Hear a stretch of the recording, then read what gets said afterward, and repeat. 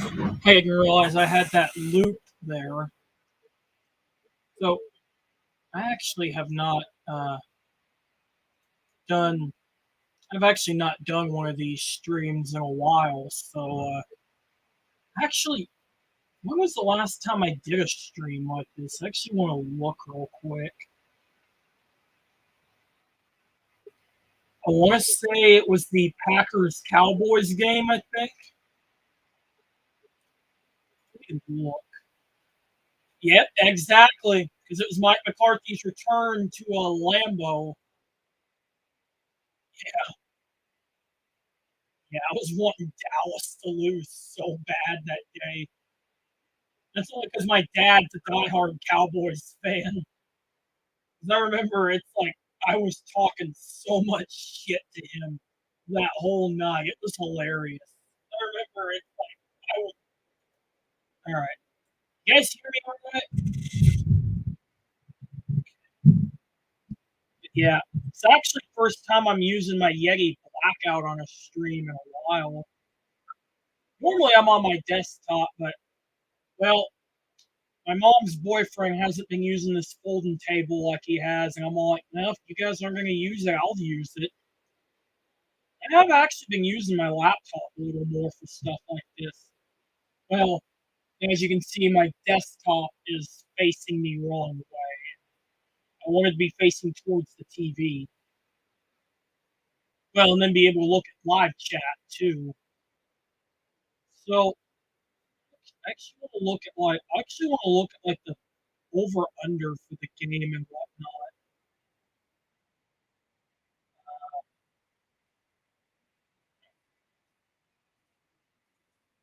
So like I said, what I looked at, this game could be a slot fest because when I saw in the pregame, it looked like it was wet, rainy, and miserable in Santa Clara right now.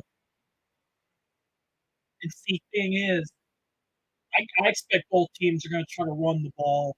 It's like Seahawks, you got Kenneth Walker, who's a rookie, and then Niners have one of the best rushing attacks in the league. I mean, you got CMC, you got Elijah Mitchell, no Debo Samuel's the running back, but you can use them on like jet sweeps and whatnot.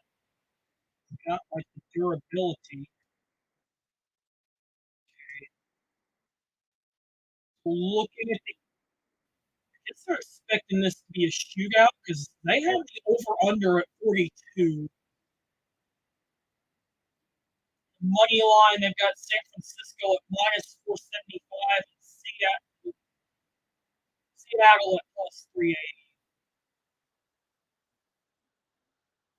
Seahawks are 6-2 against the spread in their last 8 wild card games, while the Niners are 8-0 against their last NFC against their last NFC West.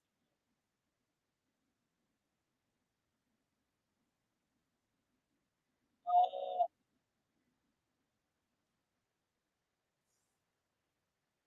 okay, so the Niners are a 9.5 point favorite. Bad broadcast. Joe Davis and Daryl Johnson on the call on this one. Guess they'll probably have guess they'll have Burkhardt and Olsen until the Giants Vikings game. I think I'm going to do Dolphins Bills and Vikings Giants. I was going to do Jacksonville LA, but problem is I can't really get NBC too good on this antenna. And yes, I do have a Peacock subscription, but it's always so delayed behind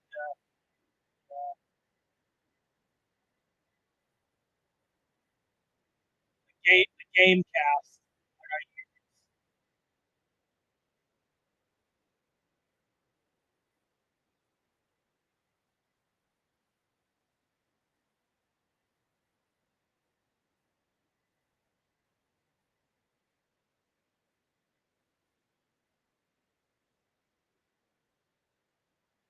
Now, which quarterback do I like better? Yes. I mean, see, here's the thing. Gino started out hot, but he's kind of fallen off the last few games. Brock Purdy, for a rookie, has actually been playing well. To be fair, I actually do kind of wish Iowa State would have kept Brock Purdy because, well, I'll put it to you this way. The year Iowa State was in contention to make a run for the national championship, because I remember OU beat them in the Big 12 championship. Literally, Brock Purdy threw that game for Iowa State. And I'd be all like, I can see why the rest of Sooner Nation was wanting Purdy to throw that interception.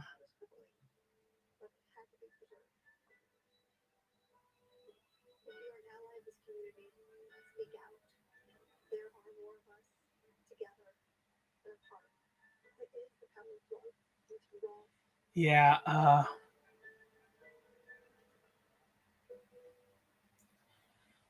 don't know why I don't wear this shirt too often. It's literally got Snoopy on it and says, I'll do it tomorrow. There's actually two different ones I like. There's that one, and then there's the one that says, don't make me do stuff. I unfortunately do not have that one. I'd like to get that one if I can find it.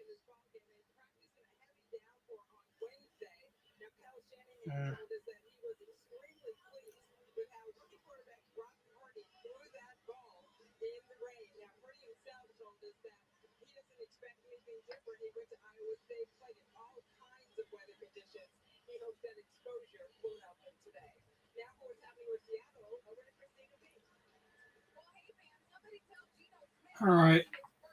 Let's see who won the coin toss. Oh, speaking of coin toss, I did have to bring this clip back.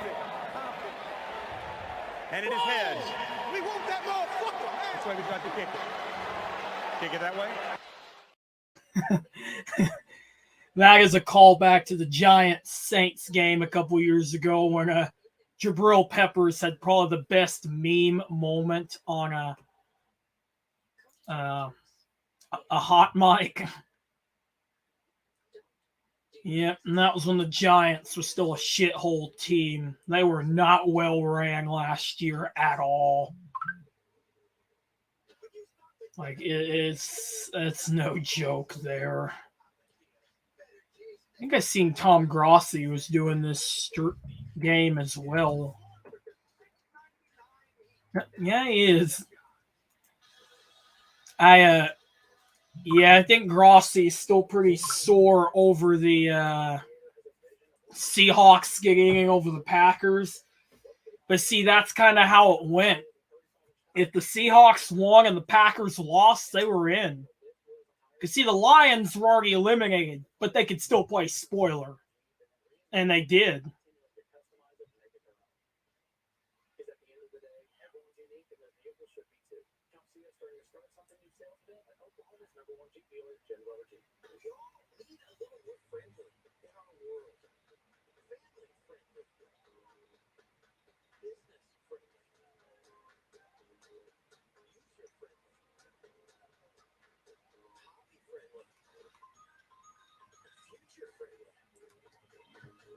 Yeah, I was just checking some text before the game begins.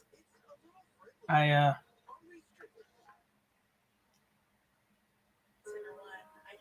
think, yeah, they're getting ready to kick off. Like I said, it's a 3:30 kickoff.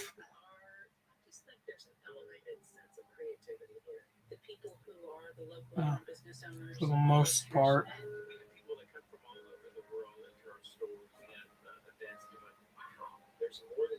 Okay. There's going to be a lot of beautiful products and things are placed in a certain way to make you think differently about life. It's about building experiences for everyone. When you let your outdoor plans, you know to check at first. Princess Chief Meteorologist James Abraham on Fox 23 News. Today's wildcard games are brought to you by Verizon.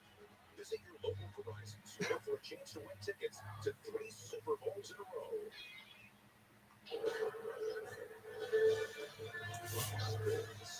Well, great. We've got bots. It's mainly on the Twitch chat. How do I...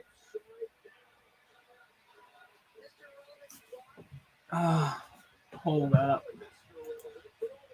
I forgot I'm not logged into Twitch on my laptop.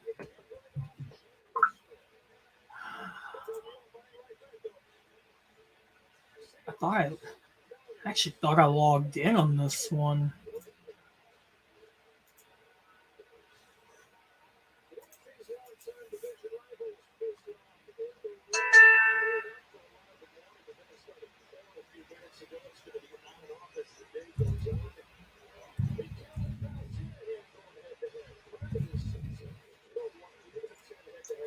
All right, there we go. Yeah, I really need to keep an eye on both chats if I can.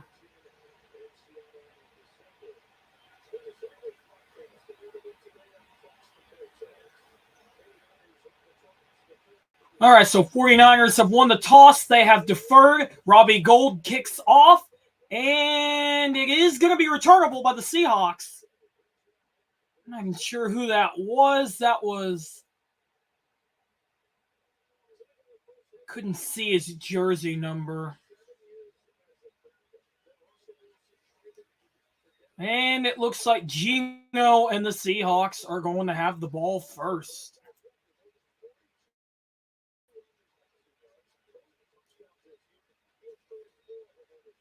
All right, so I'm going to have to refresh. Oh, no, there we go. Thought I was going to have to refresh the thing. Gino is going to hand off to Kenneth Walker. He's got a whole run, and he's going to be really close to a first down. Nice tough run by the rookie out of Michigan State.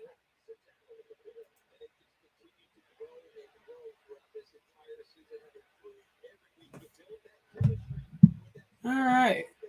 So 2nd and 1. Gain a 9 on that play. It looks like they're going to go with the stacked look. Walker in the backfield. Receiver's going to go into motion. And it's going to be another handoff to Walker, and he is met up behind the line of scrimmage. He had no cutback lane on that at all. This is where I say the running game might be a living hell for the Seahawks right now, because you cannot bet against that Niners run defense, especially knowing you got Nick Bosa on that D line. I almost said Joey Bosa, but Joey Bosa is the one that plays for the Chargers. So 3rd and 2. This might be an obvious passing situation. Receiver's going to move out to the right. Gino draws back the pass. He's looking, and he is going to go down. Wow. He had no chance of running on that. I believe that was Armstead with the tackle. Yeah, that was. Armstead just got right through there. I mean, you give the Seahawks, you got to block better than that. Wow. So 3 and out. So Dixon on the punt for the Seahawks. Ray McLeod back deep. It's a decent punt. And McLeod's going to call for a fair catch up near the 35-yard line. And on will come Brock Purdy and the 49ers. Or as he's known as the urinating tree, Big Cock Brock. Well, if you think about it, when they called Nick Foles Big Dick Nick when he was with the Philadelphia Eagles, that's essentially what that was. I need to find that clip, actually.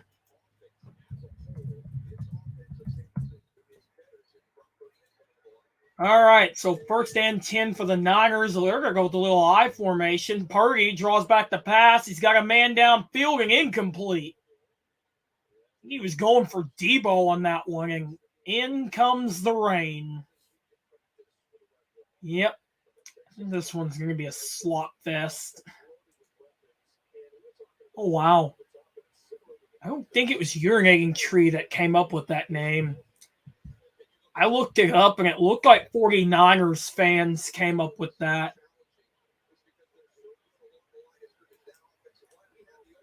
All right, so 2nd down and 10. Looks like they're going to go with that shotgun.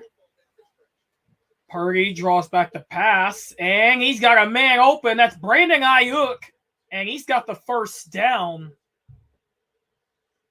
I was saying the Niners could be a dark horse for the Super Bowl. Because it's like, I know Purdy's a rookie, but at the same time, this roster's loaded. I mean, you got a good... That was actually weird they showed Debo in the backfield. All right, so it looks like they're going to go with an I formation set again. 1st and 10 from around the 45. And it's going to be a toss to Samuel, and he's got a 1st down and then some. Finally brought out of bounds, and he's going to have another 1st down. Niners are moving the chains. They're moving the chains. I expect to see them to go to I formation a lot. I like the lead block by Juszczyk out in front.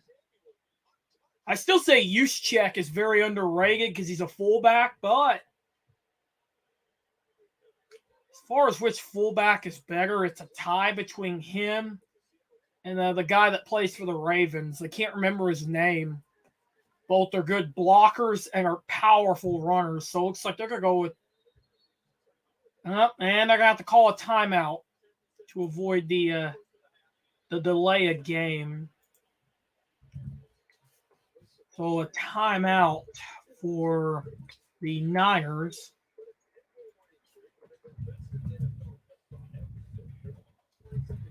Okay. Yeah, I'm trying to find the part of the haters guide when Tree called him Big Cock Brock. That's actually kind of fitting. Like I said, Eagles fans did the same thing for Nick Foles. And here's CMC. All right, so 1st and 10 after the timeout. Looks like they're going to go with a little bit of an eye look again. And it's a handoff to it's Purdy's going to throw. Ooh. That's incomplete. There was a lot of contact on that play. I almost thought that was going to be a handoff to CMC. Ooh. I don't know, intended for Jennings, but ooh. They were playing the man hard.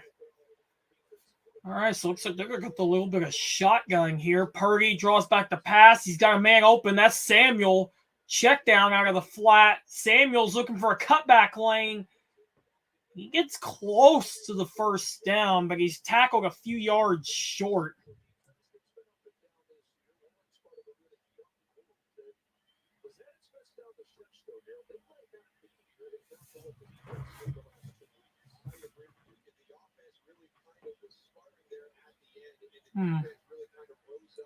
Wow. I actually forgot the Kobe Bryant from Cincinnati got drafted to Seattle. He was out there. 3rd down and 3.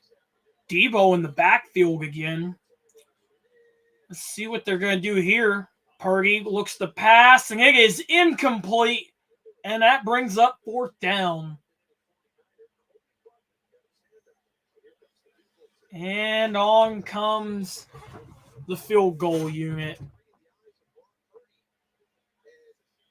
Robbie Gould on to try a field goal.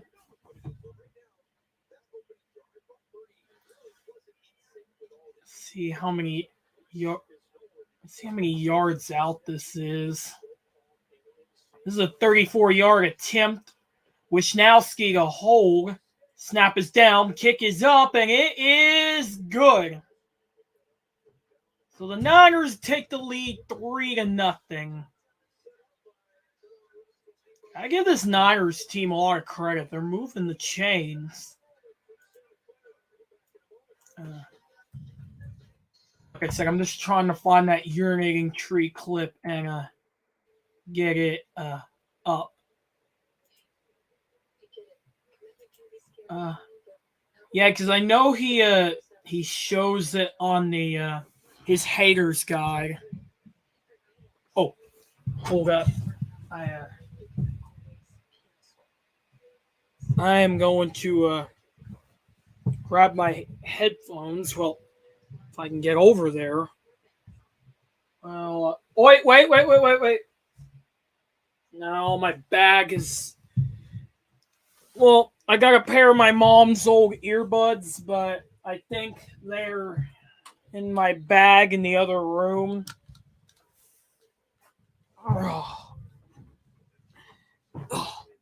Yeah, this is kind of a tight setup, but my room is tiny. Okay, well, they've been doing some renovations to the house, but I don't... Well, unfortunately, well, it's going to be a while before my room gets started on.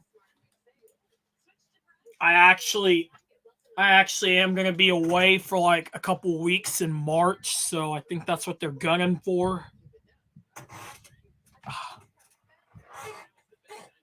Yeah, I gotta say, even though these are dollar store headphones, I think I gave like $5.75 for them. These honestly aren't too bad. But they're durable, but I do prefer to use earbuds if I travel. Because my mom had a pair of earbuds over by her keyboard, but she didn't really use them a whole lot, so I've pretty much been using them whenever I travel.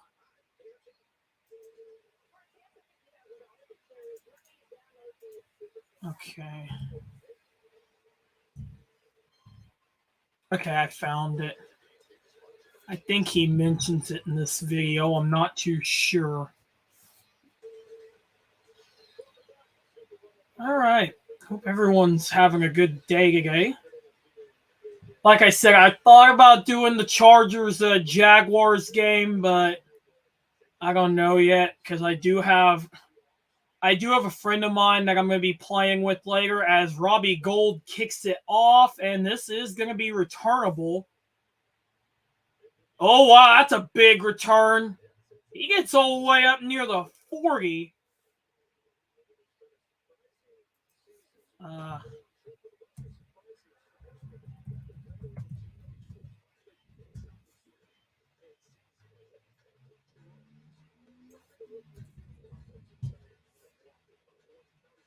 Okay, that...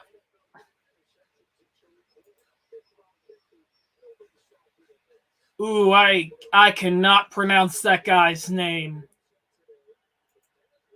Yeah, it's whoever 38 for Seattle is. Anyway, first down and 10, double wing look. It's going to be a handoff to Walker and gets a few yards in the play.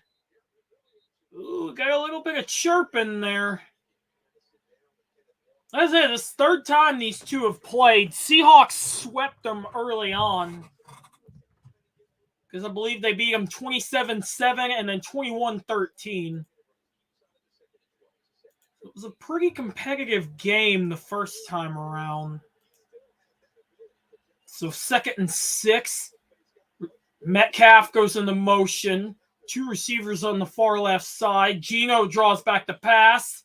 And it is caught by Metcalf. He didn't get the first, but he got pretty close. Yeah, if you're the Seahawks, Metcalf and Lockett are going to be your go-to guys in this. No. And then obviously Kenneth Walker. Oh, wow. Charles Cross and Abraham Lucas, first rookie offensive line duo to start in a playoff game since '82. A shotgun set, kind of a pro look. Let's see what they do here. Gino is going to fake the handoff. He's going to take it himself, and he is dropped behind the line of scrimmage by Tashawn Gibson. And that is going to be another 3 and out. So it's like what could go wrong has gone wrong for the Seahawks.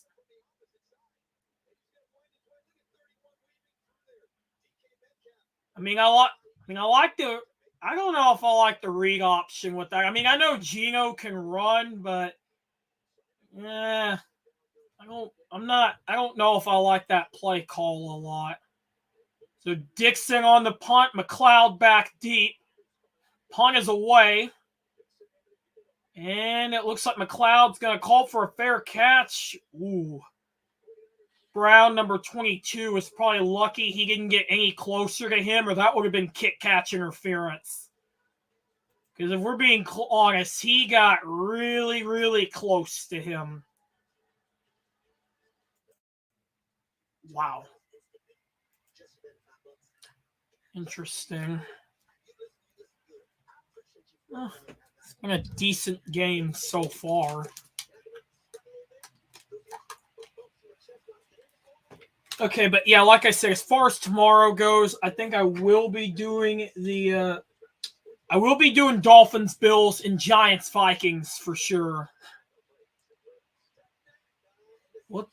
I wanted to do Bucks, Cowboys on Monday, but unfortunately, I am going to be out of town that day, so that is going to be a no-go for me, unfortunately.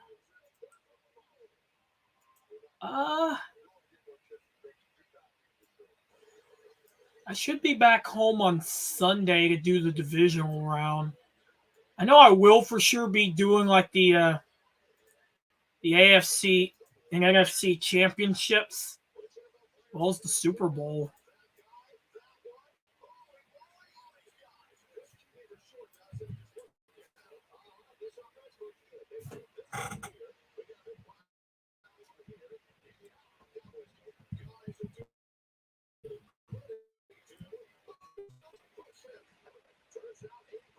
Actually, wait. Hold up. Actually, I think those earbuds are in my bag right here. Okay. Yeah, those headphones. My problem with those headphones, the wire's kind of thin. They're not actually working the best.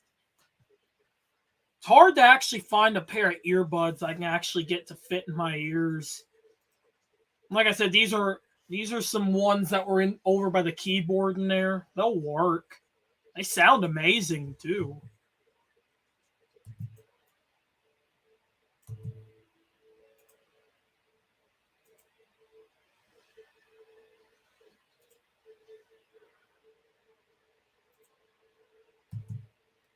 There we go.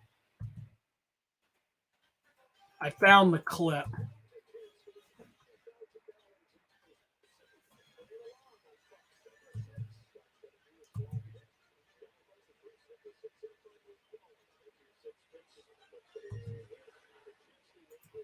All right, so first and 10. It's going to be a handoff to CMC. He's got the first down and then some. 50, 40, 30, 20. And he's dragged out of bounds. But what a run by CMC.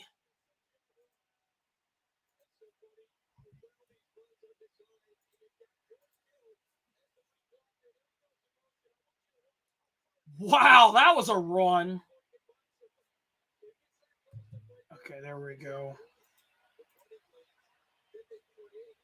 Wow.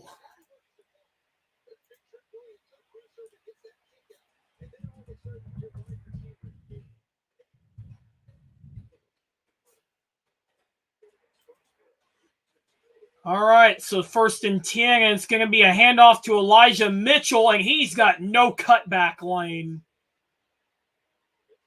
Brought down by Nwosu. I could never pronounce that guy's name for the longest time. Uchenna Nwosu, former Former Chargers player.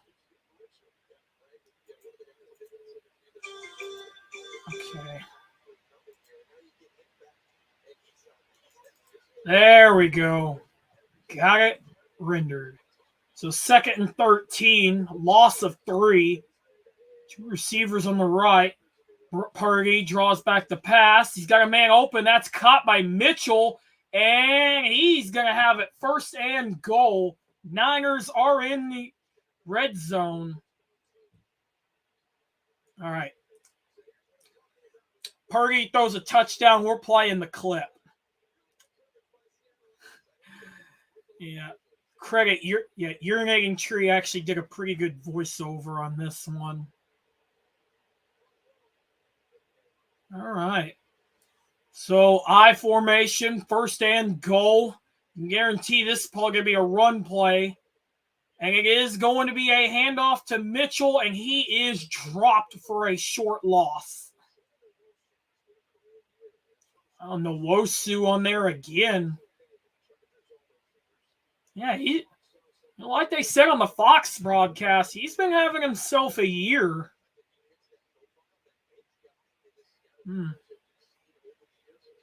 I could maybe also see them doing a rollout.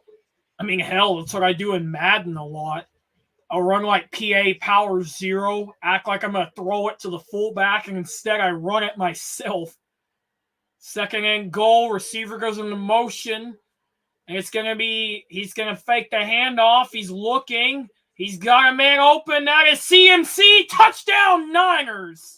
A so-called irrelevant player who thrusts his brass balls into death-defying situations. Big Cock Brock. A legend without compare. See? Purdy finds CMC, and that is why they call him Big Cock Brock. Urinating Tree did it better. That's the clip I was telling you guys about, by the way. I used that a couple times in a sports ball vid, so I couldn't find that one, as Robbie Gould kicks the extra point on through.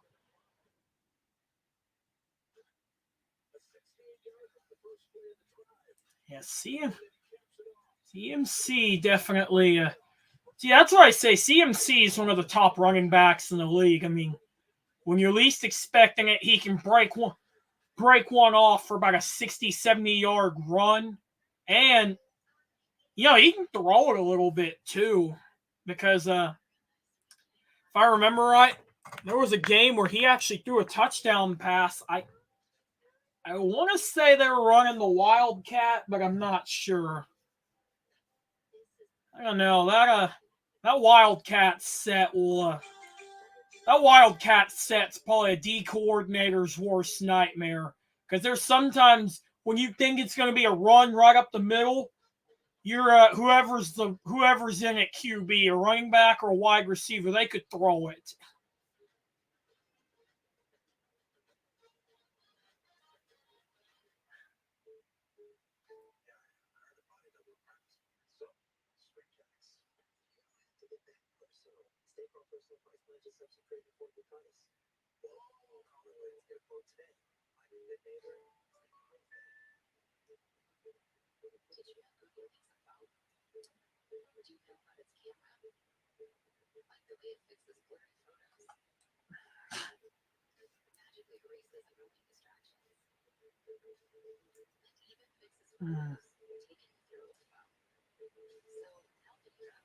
And I'm going to be honest, this is probably the Seahawks.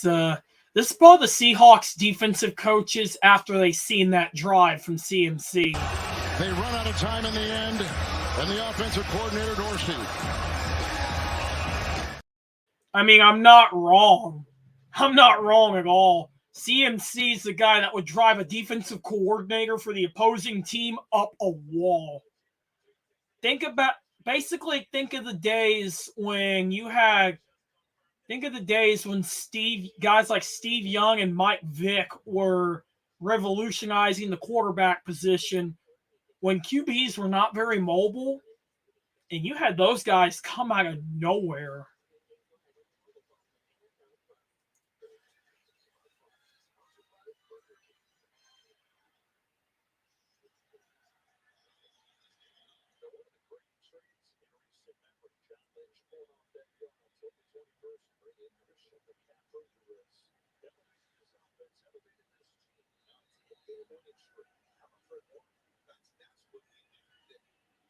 So the kick is off, and this one is going to be returnable.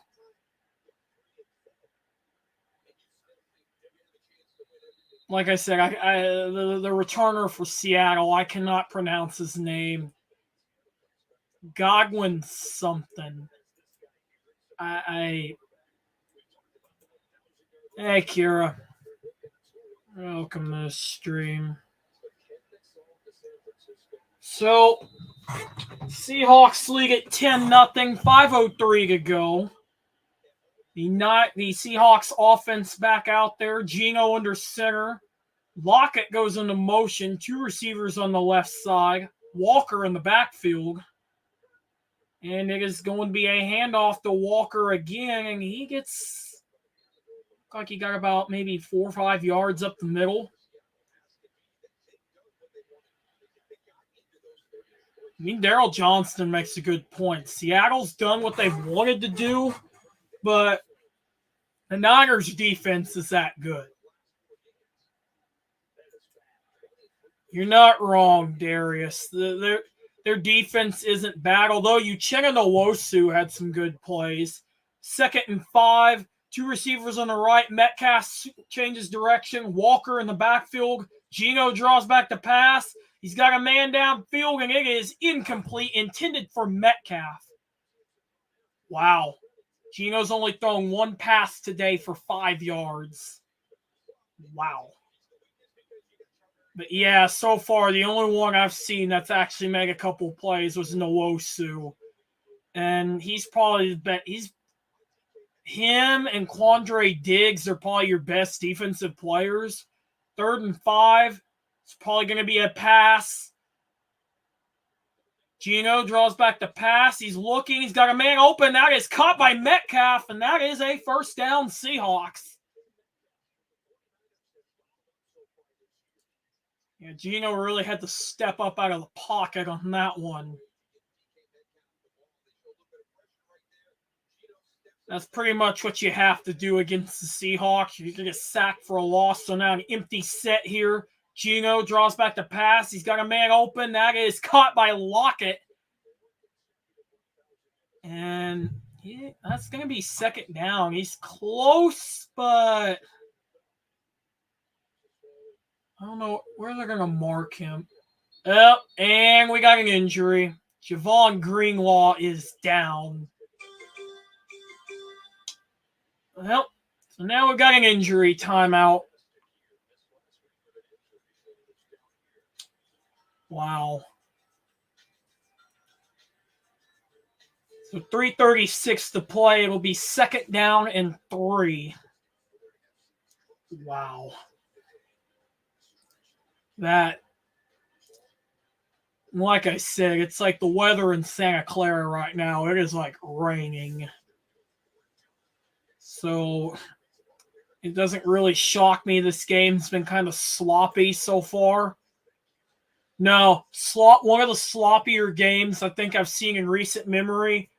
It was the Niners and Washington in the 2019 season. That game was 9-0. I can't remember where that game was played. I can't remember if it was at FedEx Field or if it was at Santa Clara.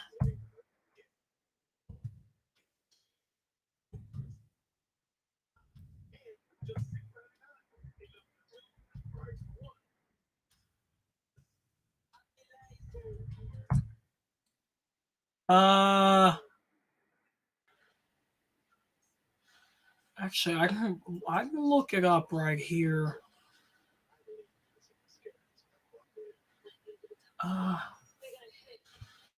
Where was that game? Actually, it was at FedEx Field.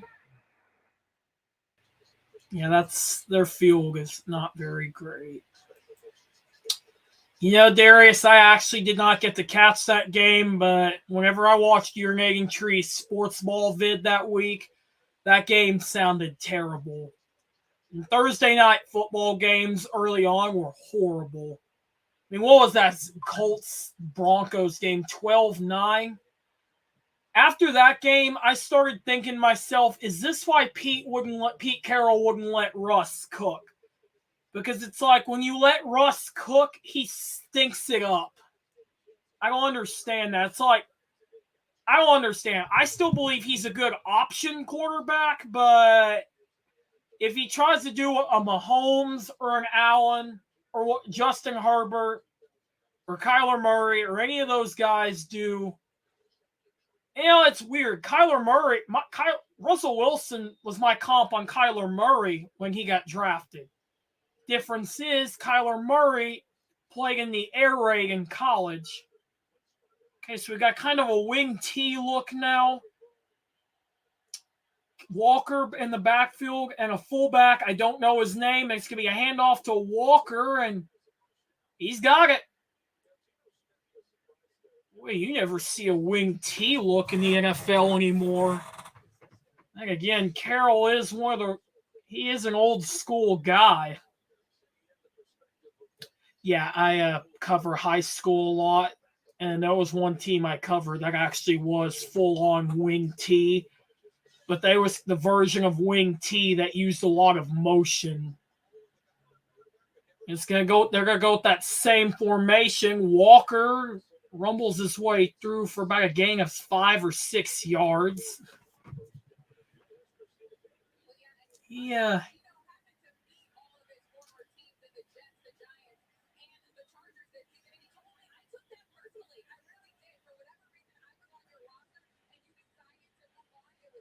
Okay, yeah, it was a gain of 6. 2nd down and 4 to go. Seahawks are probably going to need to score here because the way the Niners are playing, this is going to quickly become a blowout. They're going to go with the pro set, one receiver on each side. Walker in the backfield. I'm not sure who that fullback is. Gino draws back the pass.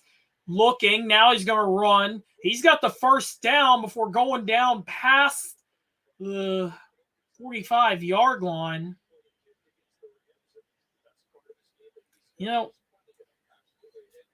I'm surprised more teams don't use the pro-style sets that much. I find them useful. There's a pro-style set in Madden I like to use. It's basically the jet sweep fake where the receiver goes into motion. You fake the handoff to the receiver, and it's a handoff to the running back up the middle. They're going to go with the stack look, and that is a handoff to Dallas, and that is going to be a loss, I think. Never even heard of that guy.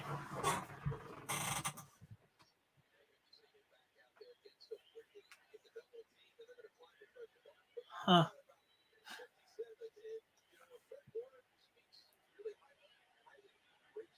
Yeah, this is where I say the Seahawks have been struggling. That Seattle, that 49ers pass rush just came to play. Seahawks are going to go with the stacked front. Gino draws back the pass. He's looking. He's got a man open. That is caught by Parkinson.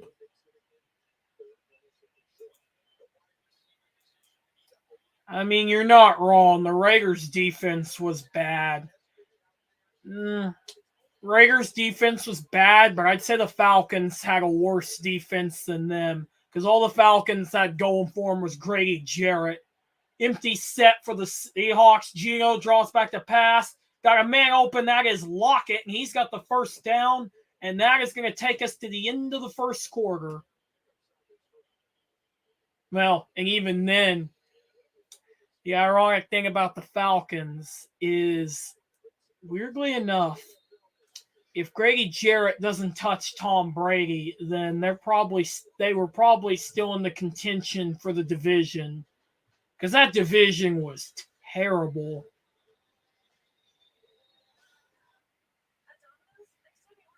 But yeah, that's yeah,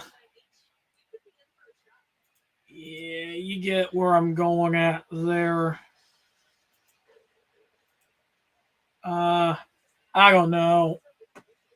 like I said, I need to do a stream or a vid about what I think each team is going to do this offseason. Believe it or not, there are more teams looking for a quarterback than you think there are. Interesting.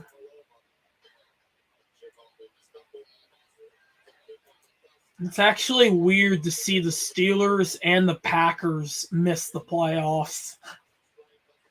And hey, Steelers almost made it in. They just needed the Jets to win, but we've come to realize you cannot depend on the Jets for shit. AJ Terrell's not bad, but in my opinion, if he was on a good team where he didn't have to carry the secondary, I feel like he would have better efficiency. But yeah, no, their defense is terrible.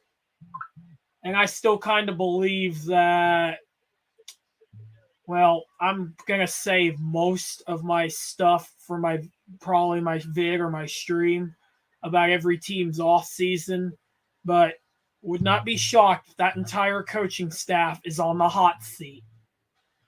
I don't care if it's a rebuild or not. I just know how that is. Yeah, and don't be shocked if Jones and Crosby get traded, because I think the Raiders are literally about to blow their roster up. And that's saying something when Derek Carr, a guy that wanted to be there, demands a trade.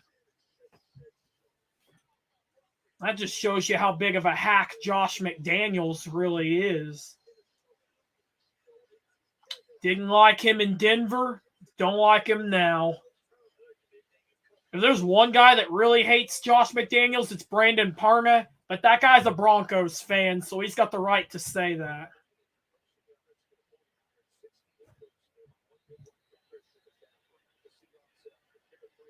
All right. So start of the second quarter, 1st and 10 for the Seahawks.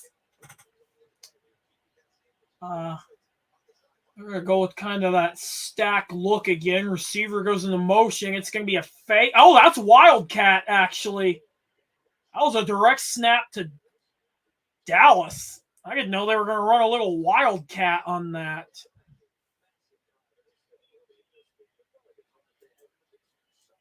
I don't know about that. I mean, if you think about that, Derek Carr didn't have much help around him. Okay, yeah, he had Renfro and Devontae, but his offensive line was terrible. 2nd and 3 for the Seahawks. We're going to go with that double wing look again. It's going to be a handoff to Walker. Walker looking for a couple blocks, and he's going to be just short, but he almost got the first down. No, oh yeah, everyone knows Colts fans hate him. And we got another injury. I didn't see who that was.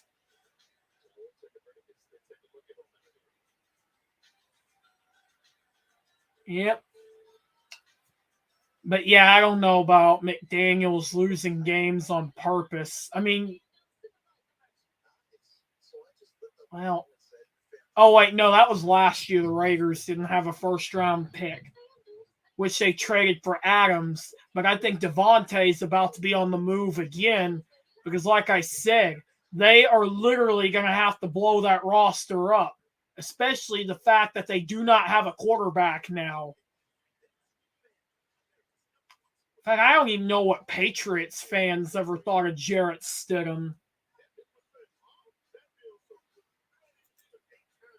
Oh, I don't think Josh Jacobs is staying in the Raiders. I think he's going to go elsewhere. The fact that they declined his 5th-year option explains a lot. Because if you think about it, McDaniels kind of gets that from Belichick, where they do not like paying for running backs, and that is why I say I think there's going to be a huge market for Josh Jacobs. Like I said, I do not think he's staying with the Raiders, so because like I said, it's an insult that they declined his 5th-year option. There's a ton of teams that's looking for another running back. I know Denver's in need of a second running back after because see I know they got Javonte Williams, but they don't have a true running. They don't have a running back too. Well, you had what's his name that used to play for the Chargers, but they cut him. But he was terrible this year, and he kept fumbling the ball. Yeah, that's what it is. And the fact that the Raiders have never been a big spending team, but that just goes to show you how cheap ownership is for them. But yeah, I've got no optimism for them. In fact, I would not be shocked if the Raiders next year are what the Texans are now. And the Texans was like really bad this year. Okay, out of injury timeout. It is 3rd down and 1 to go. I'm going to go with that double wing look again. This is going to be a handoff. Oh, it's a direct snap to Walker. And they got it. I actually didn't see that one coming. It was a direct, like I said, it was a direct snap to Walker.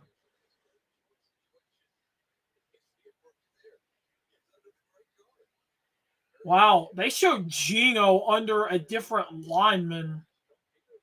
I mean, if you're a defensive coordinator, how do you not sniff that out?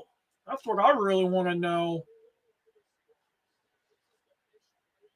So 1st and goal, going to be another handoff to Walker. He turns the corner, touchdown Seahawks.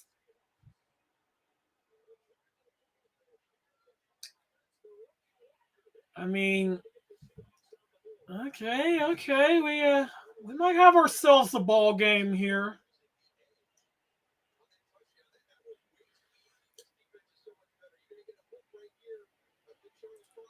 I don't think the Niners are going to give up another easy score like that, though. Well, if you're the wait, hold up. I'm going to wait and see if they get the extra point.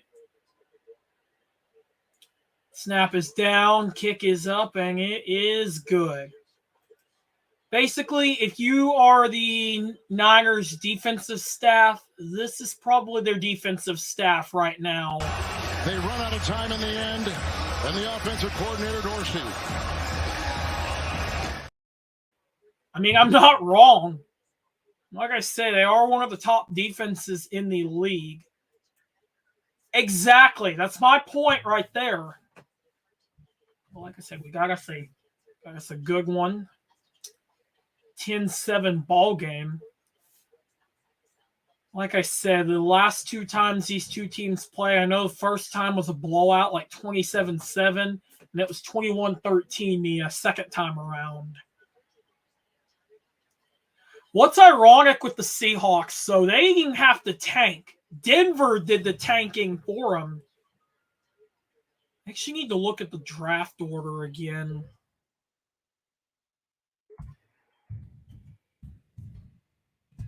I know the Bears have the 1st overall pick.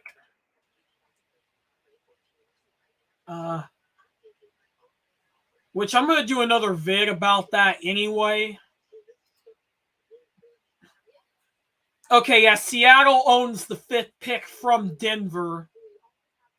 And then, let's see.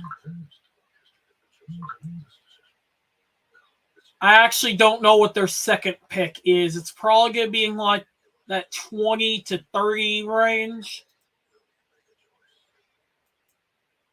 I mean, I think everyone thought the Seahawks were going to be terrible this year. But I'm still trying to figure out with the Seahawks, who was the problem? A lot of people thought Wilson, but I don't know. It depends on who you ask. I've been told the whole fan base is divided on that topic, to be completely honest. I don't know. That's almost like the year after Brady left New England. Nobody could figure out who the problem actually was. Really? I always heard the Niners Raiders rivalry was more brutal than that. And I've heard that rivalry goes back a long ways. Back when the Raiders was like a Super Bowl contender. But this was back in like the 1980s.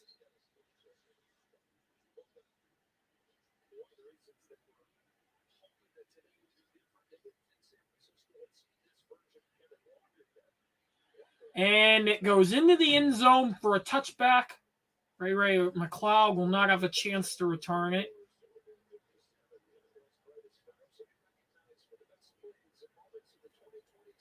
Okay. Oh, I forgot the NFL honors was coming up pretty quick. So Brock Purdy and the Niners offense will come out 1st and 10 at the 20-yard line.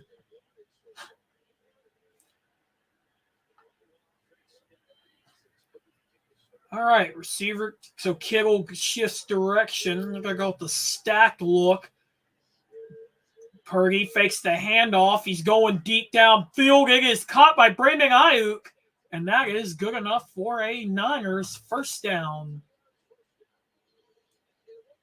Always been a fan of those rollout passes.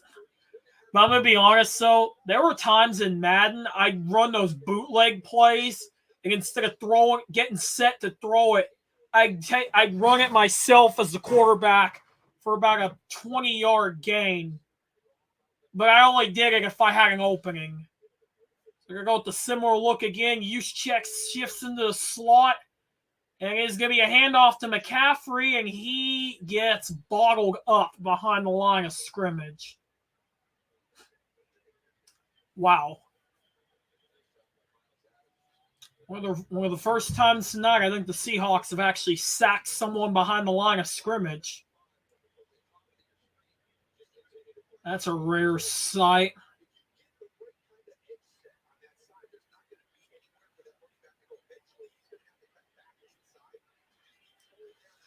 All right, so 2nd and 12. That was a loss of 2. Looks like Jennings is going to go into motion. Purdy draws back the pass. Now he's going to run. He's got an opening. And I think he got it. Yep, he got it. First down. A so-called irrelevant player who thrusts his brass balls into death-defying situations. Big Cock Brock. A legend without compare. You know, anytime Purdy does something like that or throws a touchdown, I think we need to play that clip. Yes, one where urinating tree calls him Big Cock Brock. So 1st down and 10 for the Niners. Ayuk goes into motion. Purdy fakes the handoff to McCaffrey. He's looking to go deep downfield. He's got a man open and incomplete. Jackson had a chance at that and did not catch it. Wow. Boy, that would have been a good play if that would have been caught. Who was he going for? Why was he trying to go deep? Deebo Samuel was open right there. How could you not go for Deebo? Yep. Shanahan wishes he had that one back. 2nd and 10. Samuel changes direction. Purdy draws back the pass. He's got a man open. That is big man George Kittle. And he's got a first down. Yeah, if George Kittle's open, you have to get it to Kittle.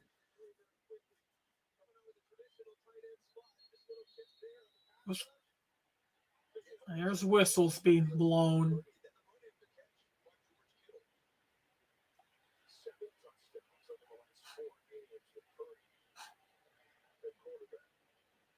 Wow.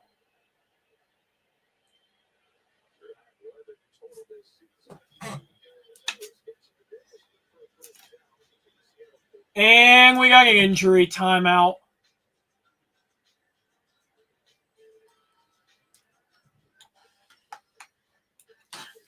think that's the third injury timeout we've had today. Then again, does anyone remember that Niners-Jets game during the COVID season? That was one of the worst games to watch because players were dropping like flies left and right. And that, well, if you remember, that was when MetLife Stadium had that whole turf debacle. Yeah, yeah, it was kind of an ugly game. I mean, I think the Niners won pretty handily, but that game was literally the injury bowl. And I remember even Urinating Tree called it the injury bowl.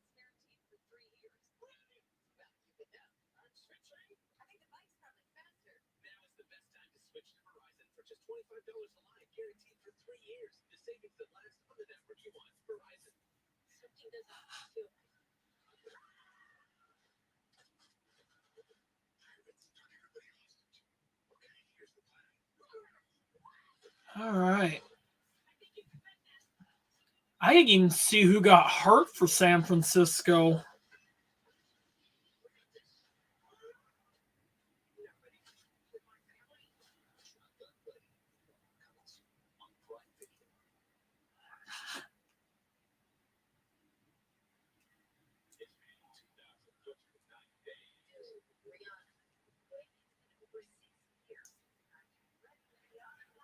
All right.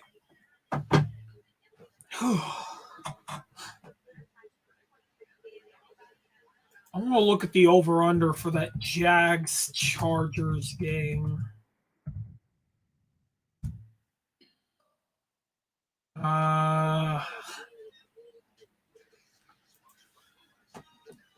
So, oh wow. Looks like Rihanna's going to do the halftime show for Super Bowl 57 this year. All right, first down for the Niners. Looks like they're going to go with an eye look again. They got Debo in the backfield. Ayuk goes into motion. 49ers have had a lot of success in the I formation today. It looks like the weather is cleared up. It's sunny out there as that is caught by McCaffrey. And we got another first down, San Francisco. But, yeah, it looks like the rain is cleared up in Santa Clara. I saw rays of sun in the background there.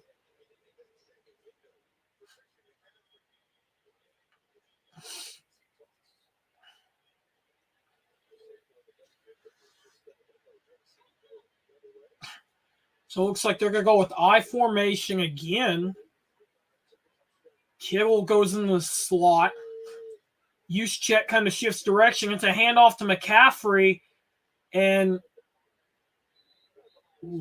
he's going to be lucky to get back to the line of scrimmage on that one. I'm not sure if that's a loss or a gain, but either way, he got bottled up behind the line of scrimmage. Yeah. Wow. So 2nd and 9 for the Niners. And they're going to go with a couple guys spread out. Purdy draws back the pass, evades the tackler, and he's going to go down.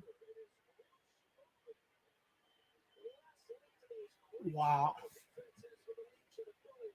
They have to block better than that. 3rd down, it is probably going to be a pass right here.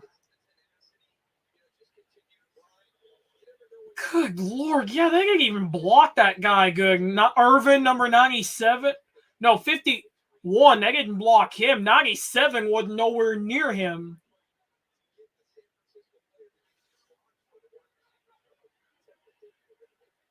All right, so 3rd and 17. That was a big loss on that play. McCaffrey in the backfield. Now it's going to be a handoff, a draw play. McCaffrey's looking for blockers, and he's going to go down, and on will probably come the field goal unit. So a gain of 5. It's 4th and 12. On it. Yeah, Robbie Gold's probably going to come out for a field goal.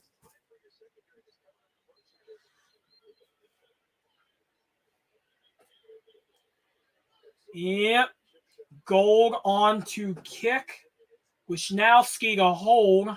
As it'll be a 33-yard attempt. He made one from 34 yards earlier today. Snap is down. Kick is up. And it is good.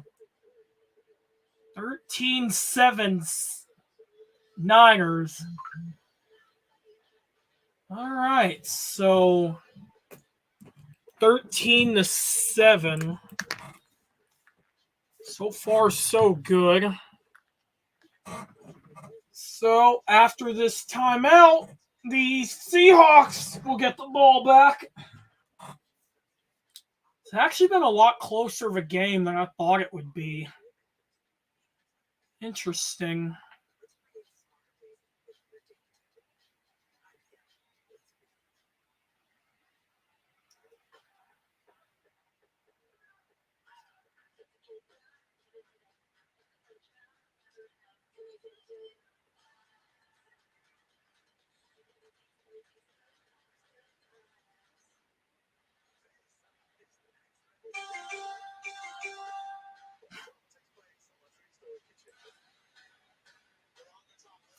All right. Okay, we got 7:41 to go till half. That's what I figured, but I could not remember. And if I could actually find a co-host for a live stream, that would have actually been great. Man, I'm going to have to figure out a better way to improve these streams. I got to defer to Minnesota Vikings, man, on this one. Yeah, because I know Minnesota Vikings, man, 28 does these a lot. Well, primarily he does Vikings games, but at the same time, I feel like he does better than I do. You know, the very first time I did one of these was a preseason game. Raiders Vikings. Actually, that stream actually did pretty well.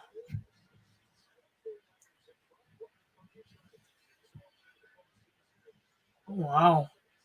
They just showed Brock Purdy's passer rating since week 14. Those are some impressive numbers. Highest passer rating, first 5 starts at 119, just behind Mahomes at 116. I think Kurt Warner had the highest at 131. He's had 11 touchdown passes in top 5 starts, passing Jimmy Garoppolo. So, Gold on the kickoff. And that is going to be returnable. Oh, he might actually... He almost had a chance for a return. He gets it up near the 30. Not a bad return.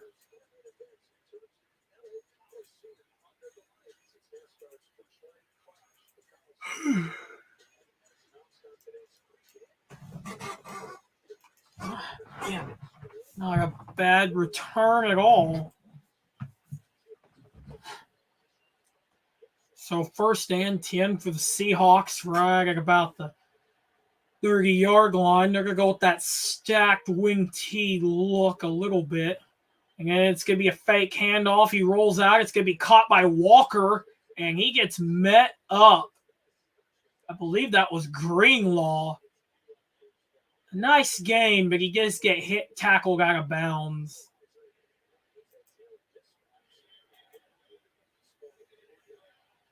I'm going to leave that one alone, Darius, just because I don't act... Well, I'll put it to you this way. There's a Cardinals fan in Tree's Discord that... I'll put it to you this way. He never has anything optimistic to say about that team. And he's a Cardinals fan. Stack look. Lockett goes into motion. Fakes the handoff. And that is Noah Fant on the reception. And that's going to be good enough for a first down. Ravens, I don't know enough about their fan base. But yeah, as for the Cardinals, yeah, there was a guy in a Trees Discord that he never has anything optimistic to say about any Arizona sports team because it's like Kyler Murray goes down, nothing optimistic to say. Chris Paul for the Suns goes down, nothing optimistic to say. And that is going to be a handoff to Walker. Walker looks like he's got some blockers, and he is close to a first down. And then the Arizona Coyotes getting kicked out of their home stadium. Nothing nice to say. Yeah, so that guy apparently has been through the ringer when it comes to all of Arizona's sports teams. All right, so it looks like they're going to go with a little shotgun look here. Gino takes a snap. He's going to hand off to Walker, and Walker's got nowhere to run. Sacked behind the line of scrimmage.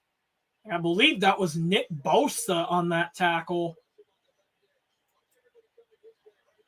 You're not the only one. There's a lot of people in my home state on talk radio they're getting where they hate Kyler Murray more and more every game.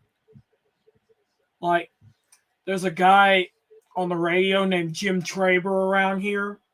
He cannot stand Kyler Murray. He doesn't like Baker either, but he hated Baker in college.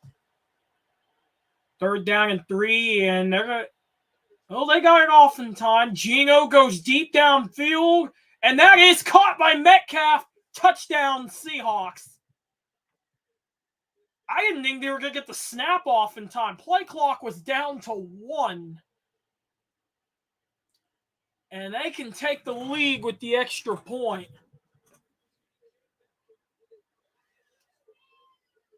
Wow.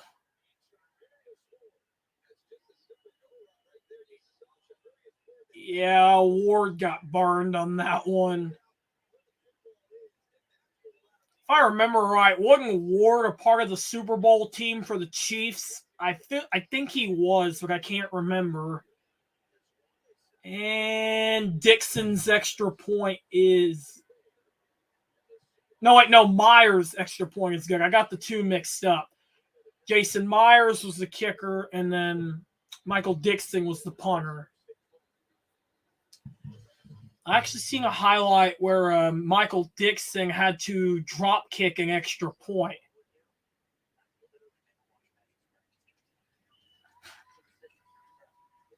But I think that was the wild card game against the Cowboys in which their kicker went down. If I remember, I believe that was Janikowski's last year in the league. If I remember right. I know Janikowski had been in the league for a while, one of the only kickers to get drafted in the first round. Okay, that was a really good touchdown pass. Yeah, Gino put everything into that one. It's a good play, though.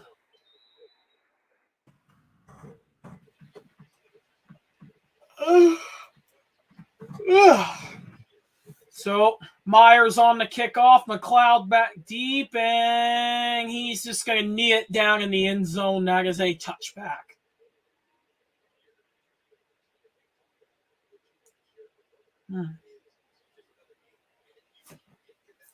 So the Niners will have it 1st and 10 at the 25-yard line. Oh, 20-yard line. Oh, yeah, no, 25. Nah, yeah. I don't know what I was thinking on that one. 5:01 to play in the second quarter. Looks like they're in a stacked look. Jennings, no, that was Ayuk going into motion. Purdy draws back pass. That is caught by Samuel. That was Samuel. I got him and Ayuk confused there. I'm going to leave that one alone, Darius, because I'm usually not focused on that league till after the Super Bowl and after All-Star break.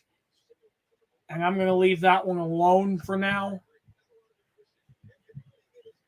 So 2nd and 3. He almost got the first down. We're going to go with that stacked look again. Purdy under center. And there's going to be a handoff to McCaffrey. And no gang on the play. Met at the line of scrimmage. So that is going to bring up third down. It's pretty manageable. I think they can get it right here.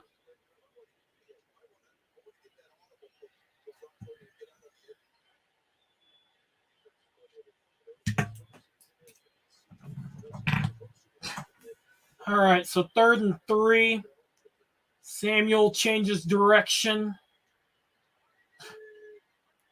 Purdy takes the snap. He's looking. He's got a man. That's incomplete. Intended for Deebo Samuel. Muse in on the coverage. And the Niners will go 3 and out. Actually, at halftime, I actually think I am going to look at the playoff picture again.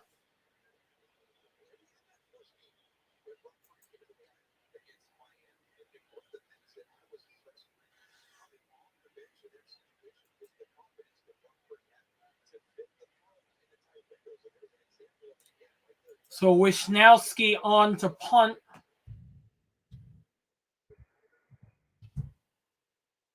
And flag?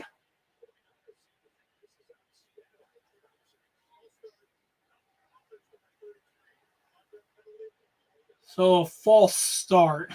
And that'll back them up 5 yards. 4th and 8. Huh. Makes me wonder if they took that just to get the punters some more room. Possibly. So 4th and 8. Wisnowski still on the punt.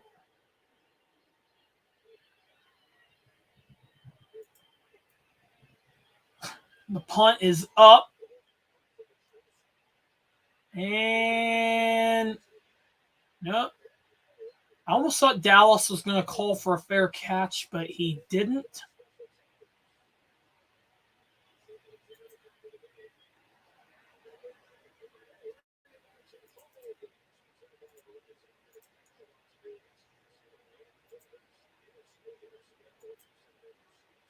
Wow. Okay. So the Niners got the ball. 3:35 left to play. They still got all 3 timeouts plus the 2-minute warning. Okay. So tight end goes into motion. Walker in the backfield.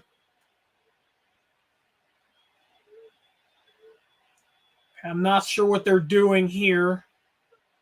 He gets the snap off. Hand off to Walker. Walker evades tacklers and what was that? A gain of about 4 or 5.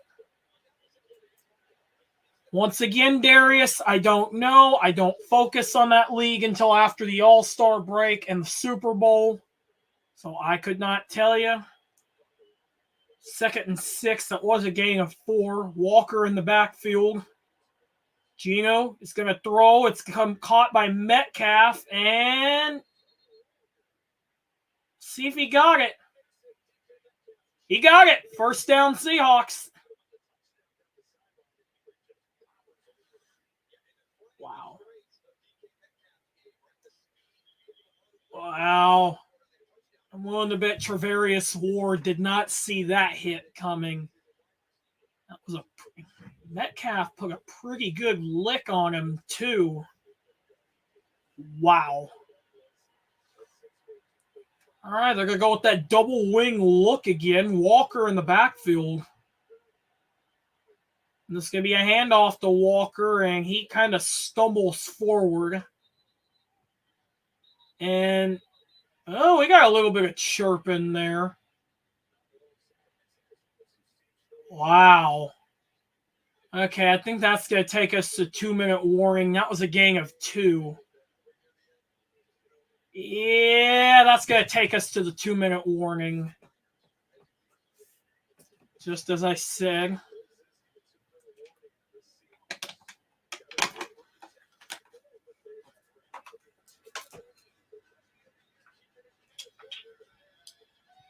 Yeah, Kenneth Walker has been having a pretty good rookie season.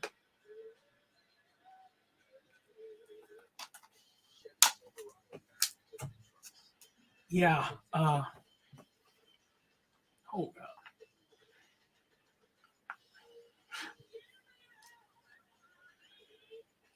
Oh, yeah, I was going to look up the over-under on that Jaguars-Chargers game.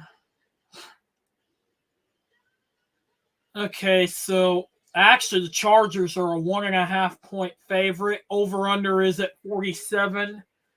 Money line is minus 135 for LA, plus 115 for Jacksonville. Chargers are 7-2 against the spread in road games. Jaguars are 4-4 against the spread in home or neutral site games. See, my only thing with that game is the Chargers are not going to have Mike Williams. And Jacksonville, like I said, they've been playing really good lately.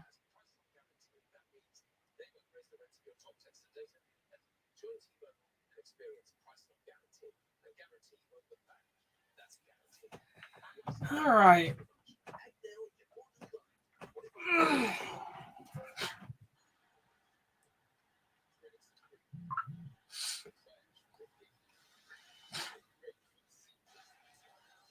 All right.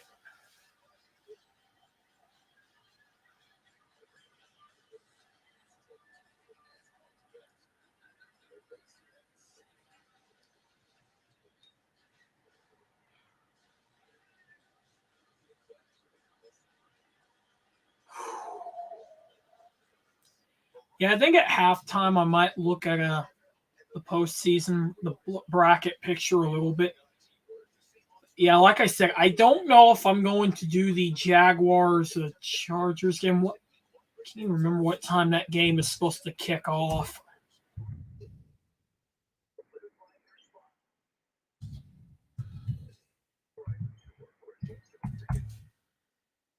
It's a 7:15 kickoff. I don't know. I might do that one. We'll see.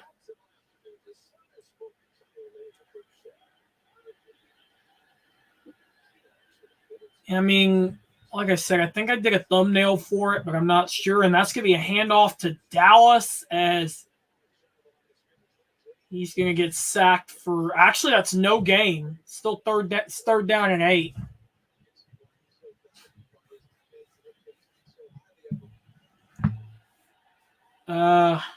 Let's see.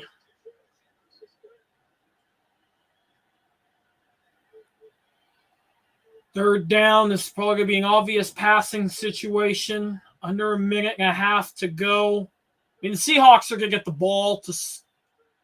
I think they get the ball to start. No, wait. Niners deferred. That's going to be a handoff to Dallas and no gain. Why do they not just keep Walker in there? This Dallas guy gets sacked at the line, no gain twice. I don't understand. Well, that and you had Nick Bosa on there twice. I don't understand the logic on that one. So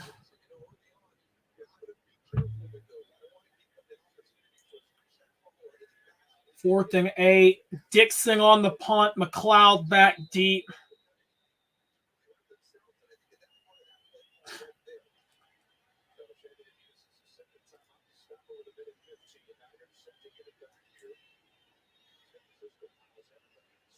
The punt is up. And it looks like McLeod is going to call for a fair catch with about 1:08 remaining. And like I said, I believe the Niners will get the ball to start the second half.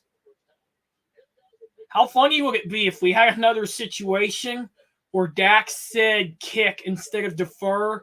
And they all, because like remember that everyone thought the Rams were going to get the ball to start the second half as well because Dak almost didn't say defer. What a dumbass. That was hilarious. That's what that was.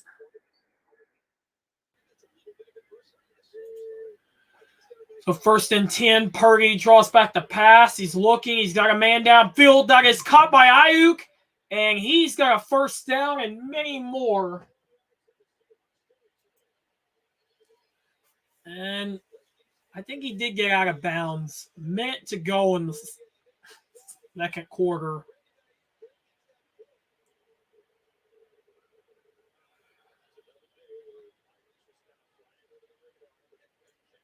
Man, what a nasty stiff arm. Nobody's better at stiff arming than Derrick Henry, though, and it ain't even close. 1st down for the Seahawks around up near the 45. Purdy draws back the pass. He's rolling out, looking,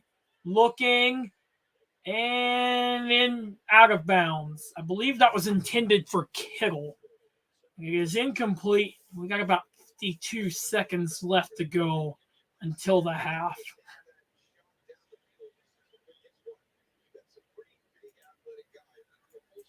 I almost changed the overlay, but I like this one better because you can at least view the background. Which, real quickly, basically my background's just like a retro wave sun type. 2nd and 10, empty set. Purdy draws back the pass. He's got a man that's incomplete, intended for Jennings.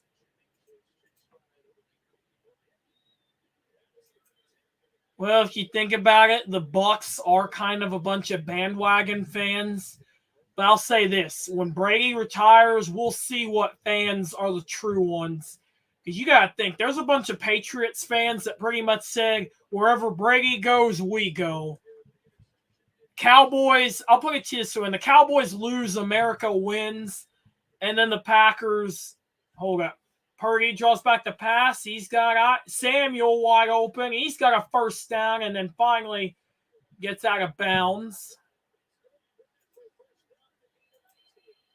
The Packers, they got delusional expectations. And I don't know, Aaron Rodgers is kind of, I used to like Rodgers, but not now. The Patriots fan base during the dynasty years was awful. So 1st and 10, 41 seconds to go. McCaffrey in the backfield, stacked look up front. Purdy draws back the pass. He's looking. He's rushed. Can he get out of there? He throws it, and it is incomplete. Boy, if somebody would have caught that, that would have been probably the highlight of the game so far. Like, hands down. He had Irvin all over him.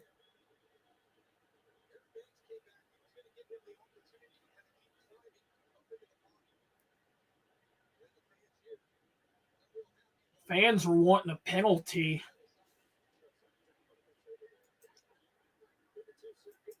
Well, yeah, all you guys got to think of about that play was the 1 yard line pass. And Niners are going to have to call their final timeout to avoid a delay a game. But yeah, as I was saying, the pass on the 1 yard line was the downfall of the Seahawks. And what I don't understand is they have Marshawn Lynch, and instead Wilson thought he had to throw. Pete Carroll thought he had to call the pass play when instead you had Marshawn Lynch. Because I still remember Super Bowl 49. Chris Collinsworth was even questioning that play.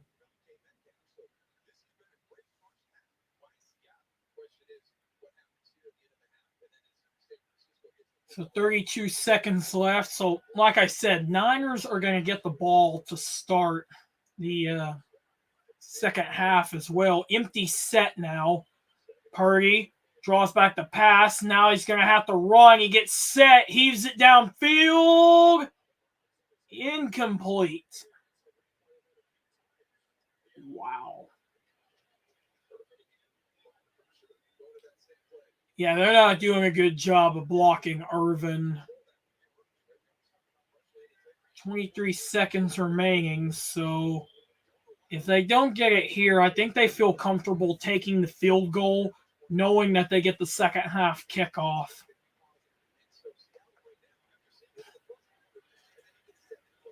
All right, here we go. So looks like Purdy draws back the pass. He's looking. He wants it all. He goes deep down the field, and it is incomplete. Jackson in on the coverage. I think they'll just take the 3 points here, because if they're going to get the second half kickoff, I have no problem taking the points. Good coverage, though.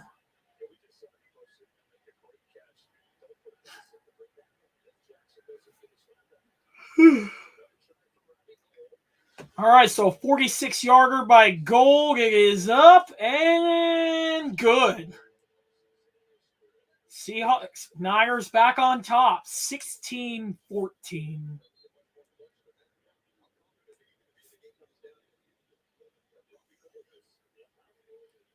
Man, Robbie Gold's been in the league for a while.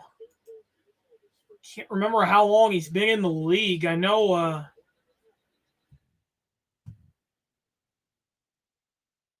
he played for the Chicago Bears for a long time. Oh, wow. Been in the league since 2005. He was with the Bears for 10 years, Giants 1 year, been with the San Francisco 49ers ever since. Okay, so he's a longtime veteran, to say the least.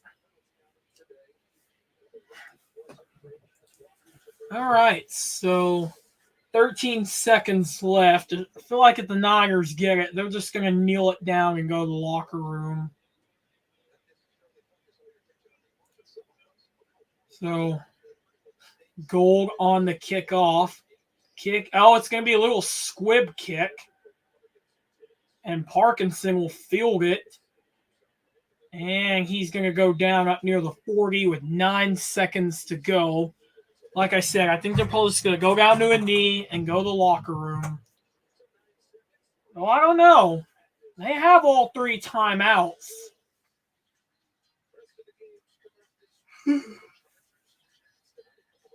Giants-Vikings, I think, should be a good game. Ravens-Bengals, that one could be all right.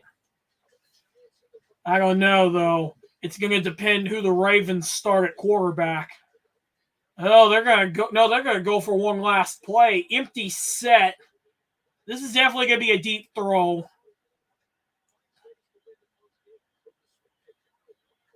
Gino draws back, looking. Now he's just going to run. And there's a flag. Okay, they might actually go for a field goal. What's your opinion on Russ as a Seahawks fan? Do you think that he was the problem or Carroll was the problem? A lot of people have different opinions on that. Oh, God, yeah. If Anthony Brown's starting, that game's going to be hideous. Basically, think of that as Connor Cook versus the Texans in the AFC wild card back in, what was that, the year Derek Carr got MVP, and they had to start Connor Cook because their backup quarterback was out. Okay, so they're in field goal range now. A 56-yard attempt by Myers after the penalty. I think that was, what was it, late hit, I think. And they're going to call a timeout.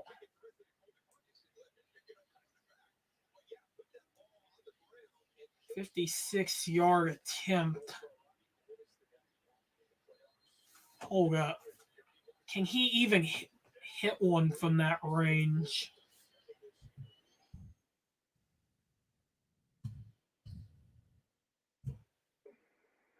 Well, now his career-long 61. He should be able to hit this.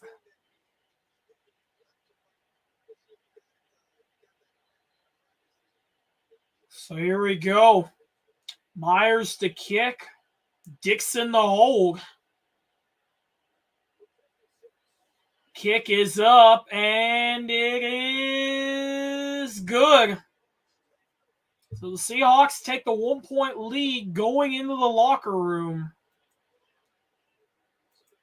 But how is he the problem, though? He had a winning record every year prior to that. I still firmly believe he came back too early. I don't know. I just don't know because Russ had a winning record prior to that. But now I kind of see why Pete Carroll would not let Russ cook, because anytime he let Russ cook, he sucked. Because, yeah, he had a good arm, but he was a better option quarterback than he was. Because it's like, he's not Josh Allen. He's not Patrick Mahomes. My comp on him is Drew Brees, but a lot more mobile and a lot stronger of an arm. Brees was also a lefty, too. But the argument for Brees, I'd make the argument he had better stats and he was in a way more consistent system. Well, when he was with the Saints. He wasn't really that great when he was with the Chargers. And then he kind of bet on himself with the shoulder injury. So we have reached the half.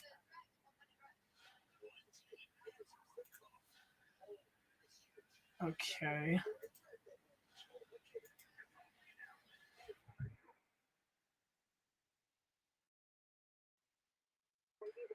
All right, so I want to take a look at this playoff picture real quick. So, as of right now, you look at the bracket and it's like, okay, so say, for example, if the Seahawks were to go on to win this, then you would have Seattle going to Philadelphia, and I unfortunately have no optimism for Seattle if they go to Philadelphia, especially if Jalen Hurts is at full strength. So, okay. So, yeah, regardless what happens, if Seattle goes on to win this game, they will go to Philadelphia because the lowest remaining seed goes to the number 1 overall seed. And that's going to be interesting to see who the Giants will get. Not the Giants. Not. Well, actually, no. Okay, wait. Well, because that game's a coin flip, in my opinion. Kirk Cousins chokes in the biggest games, but the Giants did keep it a close game on him. And if we remember right, the first time they played, that game came down to a 61-yard Greg Joseph field goal.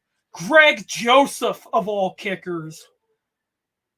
I'm just going to say this, for example. If the Giants beat the Vikings and the Seahawks beat the Niners,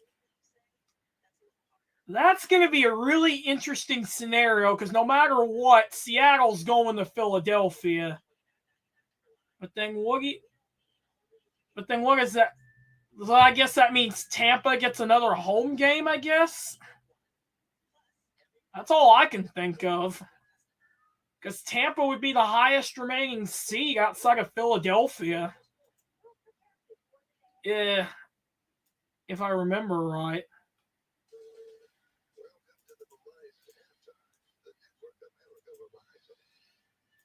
Okay, then.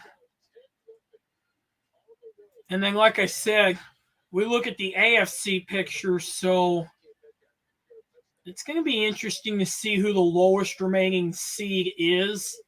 Now, obviously, I don't think Miami or Baltimore is going to have much of a chance because if Anthony Brown starts for the Ravens, they're going to have no chance. Tyler Huntley maybe, but I've heard he's still out, and I don't think Lamar's playing another down for Baltimore.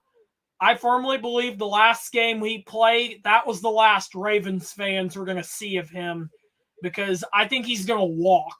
Like, I think if they try to franchise him, in my opinion, he should tell the Ravens to screw off and that he's going to take his talents elsewhere.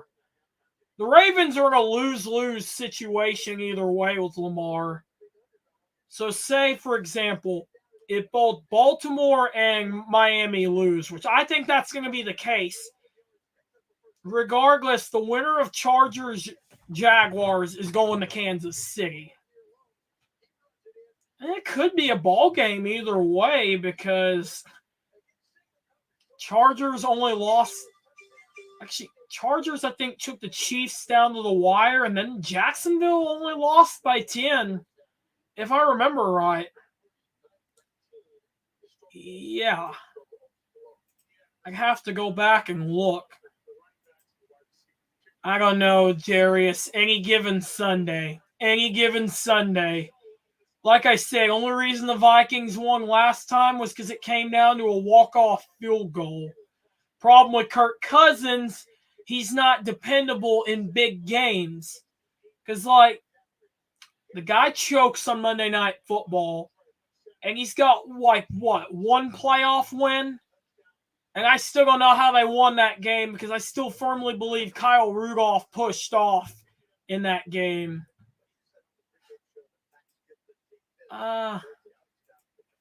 Yeah, very interesting, to say the least.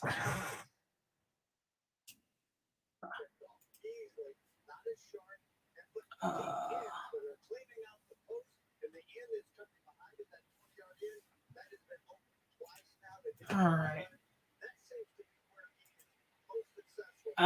Really? Because, hold up. I'm actually going to show you guys what I saw on Twitter earlier today. I'll show you guys what I saw on Twitter earlier today. But, hold up. Actually, no. I don't think Washington's going to be looking for a quarterback because, and I'll tell you guys why, because believe it or not, I think they're actually going to make Sam Howell the starting quarterback. Hold up. See? I'm kind of shocked they're going to make him the starting quarterback because here's the thing. The guy's a 5th-round draft pick. Most of those guys aren't even guaranteed to be starters. Like, I don't understand. He looked good, but does that mean he's going to be your long-time solution, or is he going to be in a Marcus Mariota situation where he's a stopgap quarterback so they can trade up in the draft, even though I don't think any of the quarterbacks in this year's draft is going to be worth trading up for? Because it's like CJ Stroud, there's rumors he may not even declare for the draft this year. Bryce Young looks like he could be good, but I think he's going to go to a situation that's not suitable to win in. And then I don't know why people are so high on Will Levis, because I was listening to sports talk radio the other day, and one guy actually thinks Will Levis is the guy that's going to get people fired. Because it's like he's got Josh Allen-type mechanics, but I don't think he's an NFL-ready quarterback. And I just think if you trade up for Levis, that's the move that's going to get GMs and fired and whatnot. No, Taylor Heineke's a backup. Here's the thing. The Saints had Jameis Winston, but here's the thing with Jameis. I don't know if either he couldn't stay healthy or if Dennis Allen was that much of a freaking idiot to start Andy Dalton, who Andy Dalton was good, but then the Bengals kind of ruined him. Because, I find that weird. It's like the Bengals ruined Andy Dalton, but they're trying. Well, in my opinion, Andy Dalton kind of seeing his ceiling, and in my opinion, Burrow is way better. But in my opinion, they still ruined Andy Dalton. and kind of wasted him. They wasted Giovanni Bernard, too. That was also, unfortunately, the Vontaze Burfict years of the Bengals, which I think Vontaze pretty much banned himself from the league whenever he was with the Raiders, and he did that vicious hit on tight end Jack Doyle. Because it's like Doyle was down, and Burfict decided to be a freaking idiot and hit him helmet to helmet. I'll tell you what that does remind me of was a time when I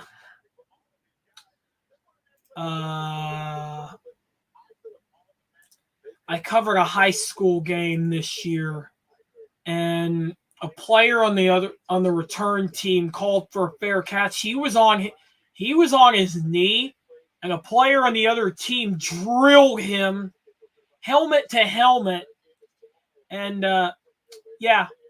he got ejected for targeting. Actually, let me see if I can actually find that clip real quick. It was a pretty nasty hit, too. I got to scroll back because I uploaded this one way back. If it's even up here.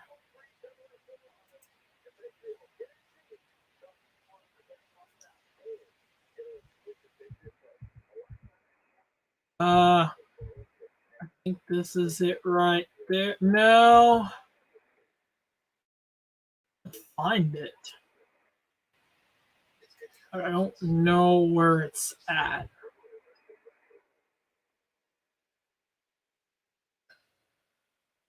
Yeah, like I said, it was a pretty nasty hit.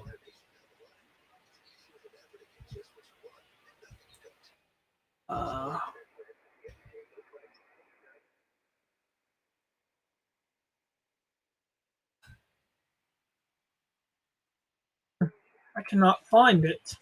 That's funny because I was just watching this old highlights vid the other day.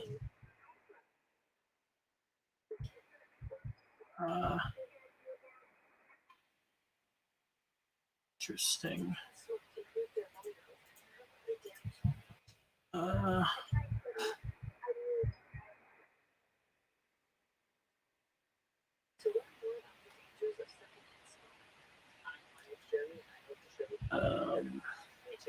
Oh, wait.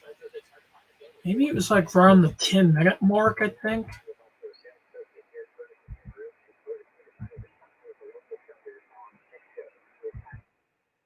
Oh, wait, no. I thought it was after they kicked the field goal, but it was not.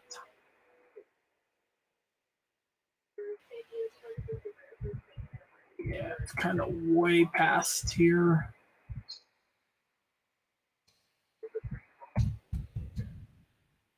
I cannot find it.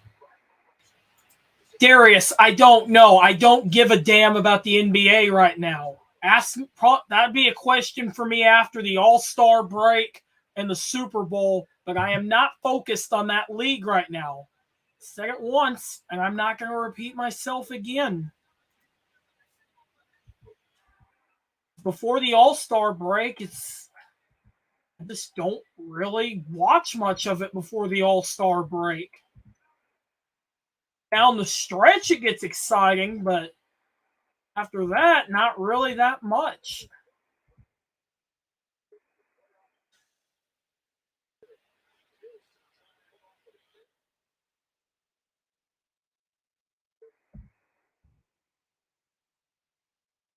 And besides, I wouldn't even know how to answer your question anyway. And it is start of the third quarter. Myers kicks off. And that is going to be a touchback.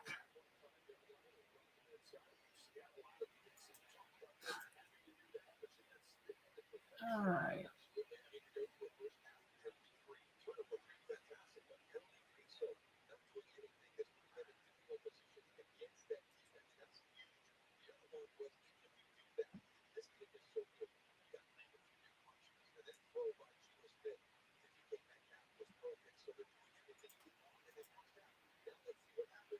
All right, first and 10 up near the 20. Use check goes into motion. And they're going to fake the handoff to McCaffrey, and it is caught by use check. That's a nice gain. Second down, but I didn't see where they marked him.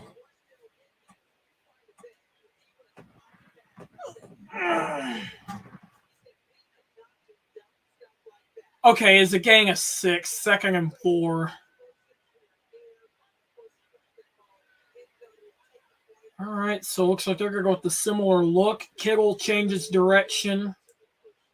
Now Samuel goes into motion. It's going to be a handoff to McCaffrey, and he's got it. No, he's short. He's barely on that one. He almost got it.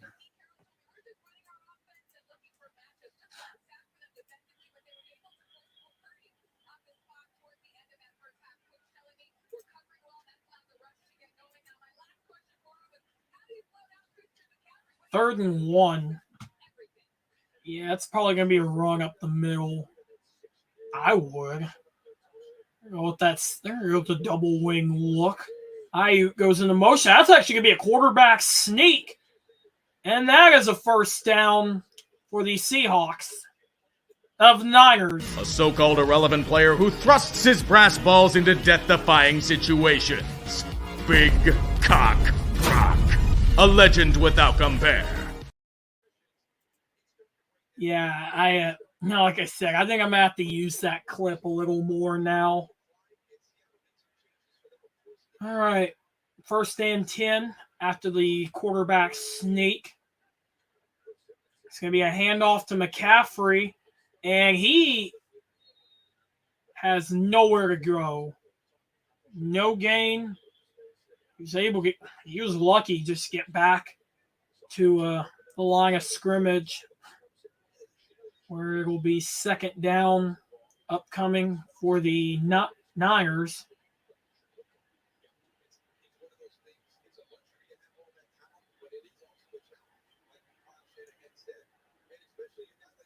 All right, so it looks like they got Debo in the backfield this time. McCaffrey goes into motion. Purdy fakes the handoff. He's going downfield. It is caught by Kittle. And that is good enough for a Niners first down. Yeah, it's definitely going to be a play they'll go to quite a bit.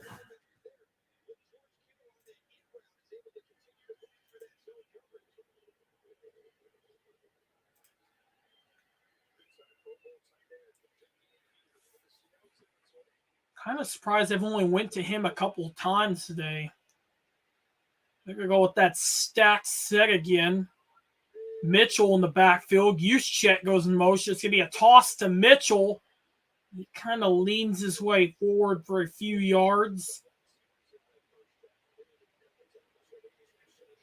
That will be a gain of 4. So second down. About 6 yards to go.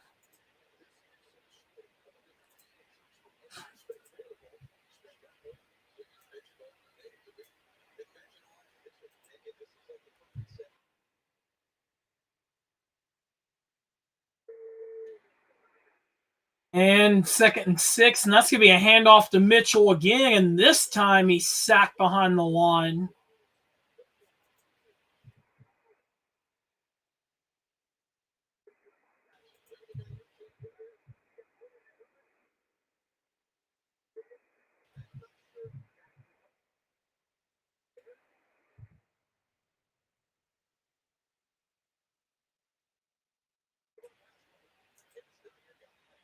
So 3rd and 7, it was a loss of 1.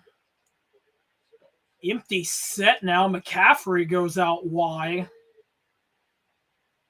Purdy draws back the pass. He's got a man open. That's Debo Samuel. He's got a first down and then some. Finally brought down. Debo wanting a flag. I'm kind of shocked there's not a flag myself. It's like he kind of tried to grab his leg and wouldn't let him go anywhere after he was down.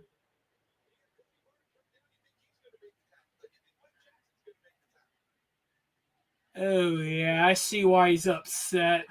I mean, normally they throw a flag on that all day long.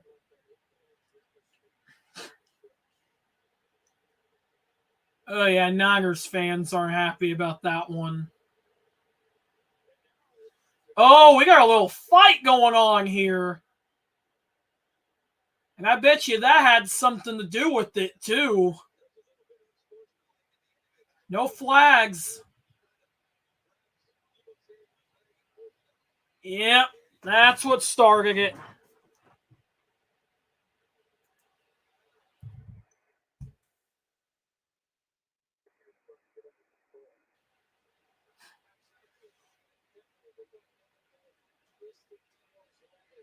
Oh, God, how do you not throw a flag on that? That is bullshit, man. Wow. Man, again, as bad as officiating's been in the NFL this year, in certain instances, I'm not shocked one bit. Wow. Oh, 1st and 10 for the Seahawks. Niners. Go with that wing look. Is a handoff to McCaffrey. He's going to get himself a nice gain on the play. So 2nd and 3, that's a gain of 7.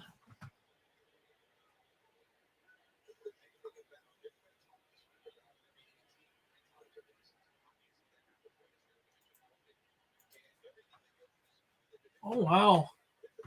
McCaffrey's been having himself a game today.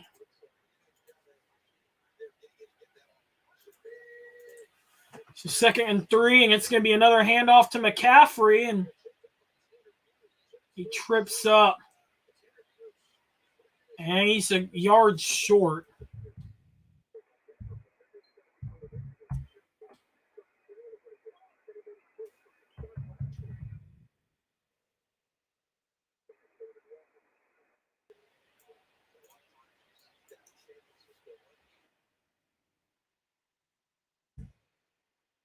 Okay. So 3rd and 1. They're going to go with that double wing look. McCaffrey in the backfield. Ayuk goes into motion. It's going to be a handoff to McCaffrey, and he's got the 1st down. They bring him down at the 2. Nice run there by McCaffrey.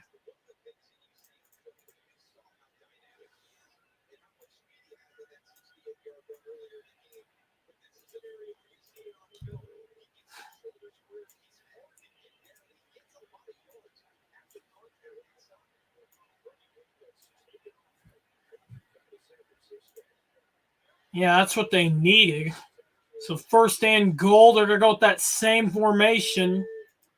It's going to be a handoff to McCaffrey again.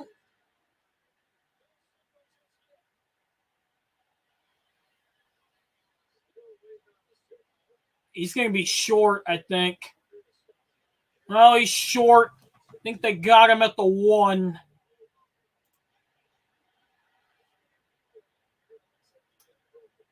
Ooh, I'd challenge. If I'm Shanahan, I'd challenge that.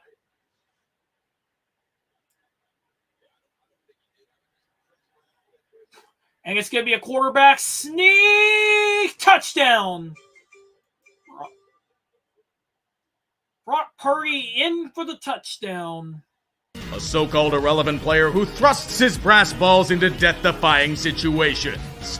Big Cock Brock. A legend without compare. Yep.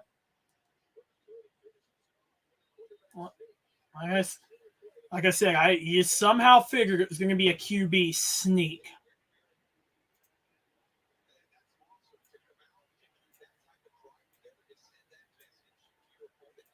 So Gould on for the extra point. And it is good. 23-17, Niners back on top.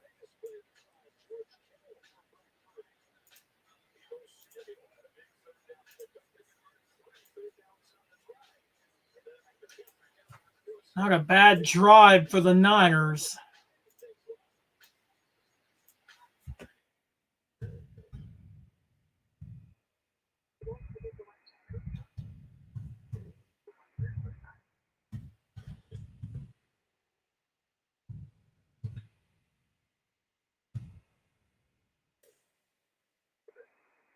Wow.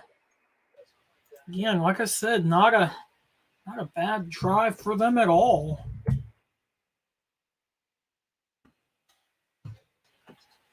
Yeah, wow.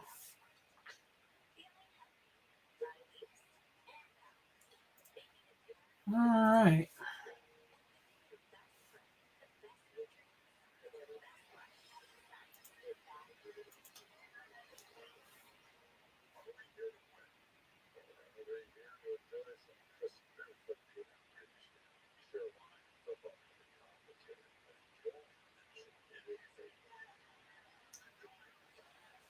Okay.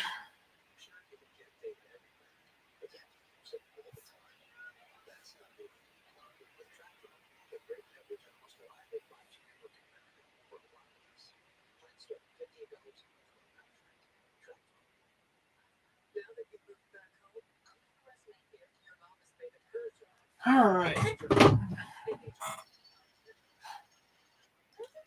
Yeah, I figured I'd go ahead and get the thumbnails made for tomorrow's streams.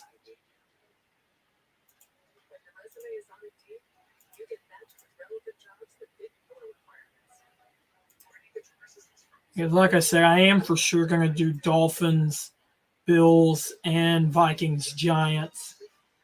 Actually, it'd be really nice if I could do like a collab stream with someone on this.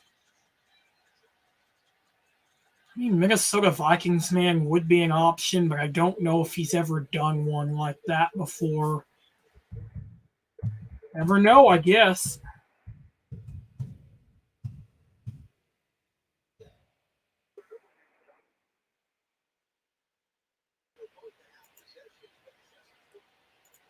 In fact, what do you guys think of the background on the thumbnails I use?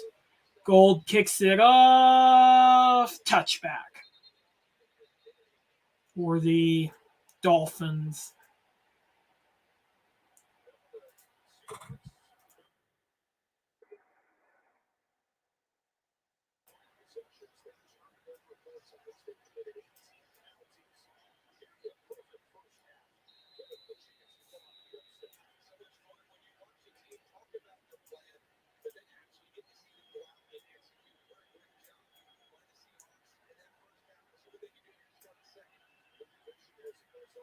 All right, 1st and 10. Lockett goes into motion. It's going to be a handoff to Walker, and he's going to get a couple of yards on the game. It's quickly met up by that Niners pass rush.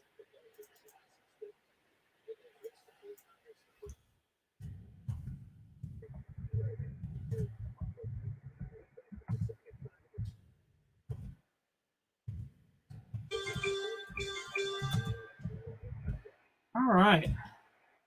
They're going to go with that same formation again. Lockett goes into motion. And it's once again, actually, it's going to be a rollout pass. Geno looking to throw. He's got a man open. That's caught by Metcalf.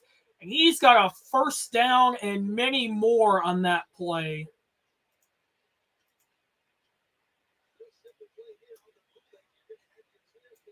I say, you got to really watch those bootleg rollouts.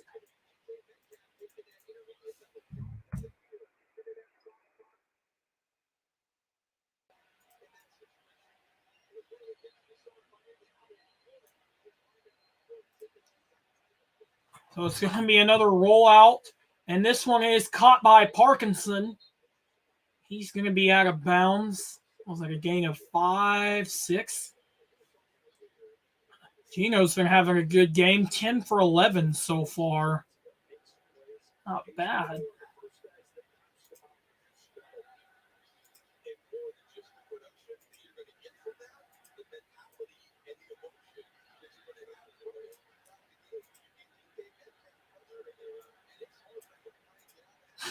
All right, so they're going to go that double wing look.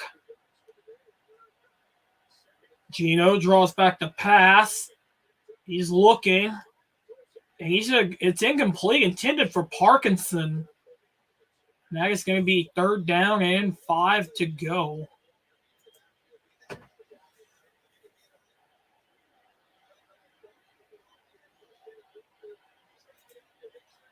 Huh.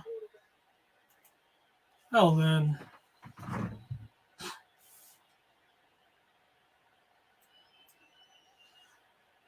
.526 to play, 3rd down and 5. Now it looks like Seahawks are going to go with shotgun here.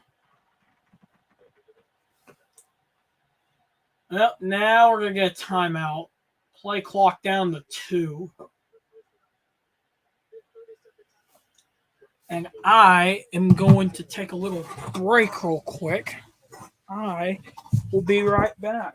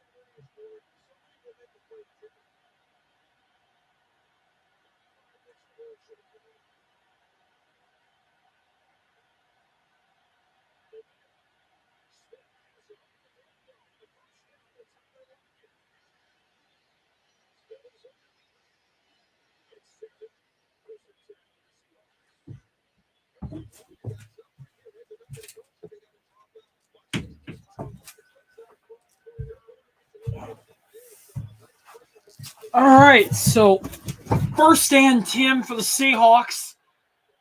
It's going to be a handoff to Dallas, and I don't know why they keep handing off to that guy. Every time they've handed off to him, it's either only been a 1 or 2 yard gain or a no gain. I don't understand.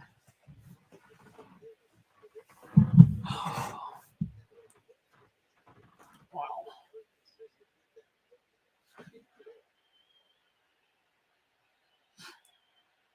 Second down and 7. Gino under center.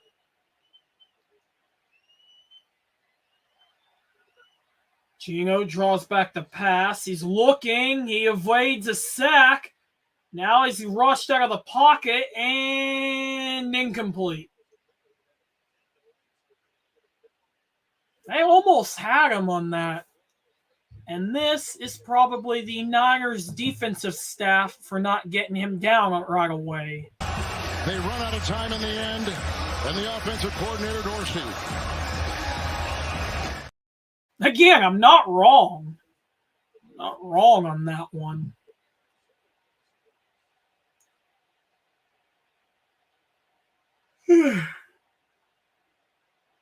All right, so 3rd down and 7. Walker in the backfield. 2 receivers on each side. And flag on the play. That might be a false start. Yep.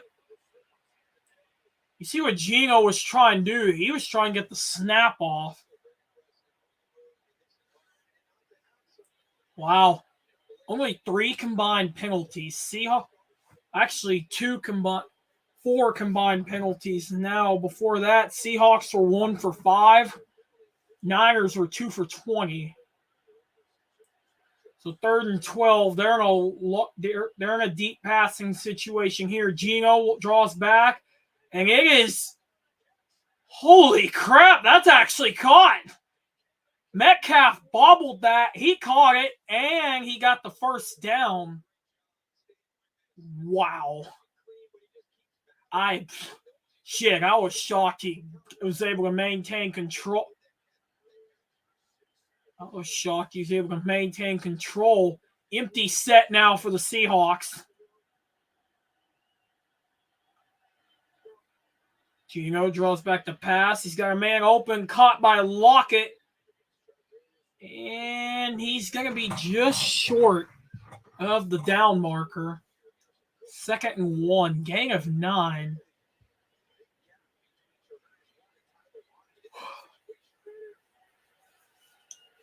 All right, so looks like they're going to go shotgun again.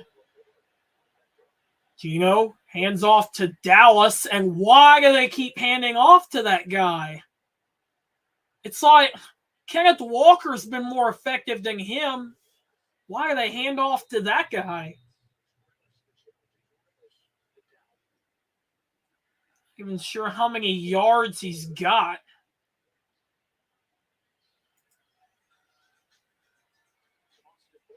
And we got an injury timeout. Looked like a lineman for Seattle went down.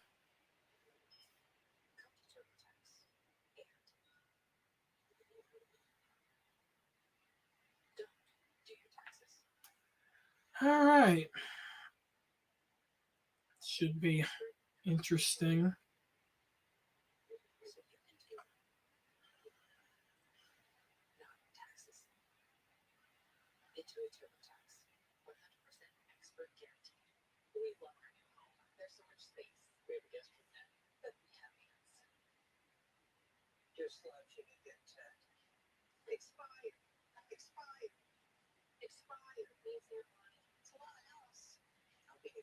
Wow.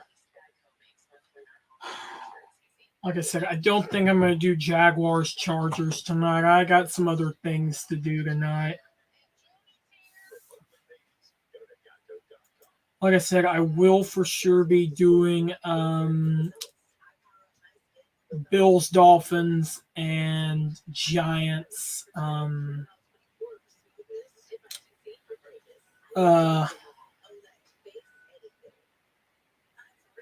Vikings. My mind drew a blank there.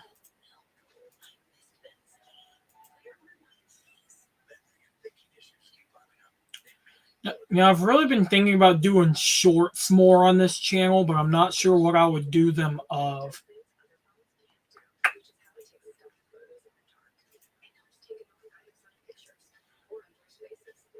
Ooh, actually, that'd be a good question to ask on my community tab.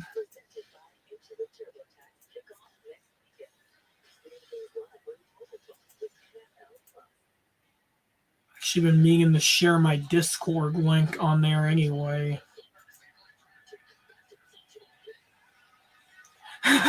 They just showed that throwback clip when Richard Sherman was like, "Well, you try me with the starter receiver like Crabtree, that's the result you're going to get." I still never really got why those two have beef. Interesting.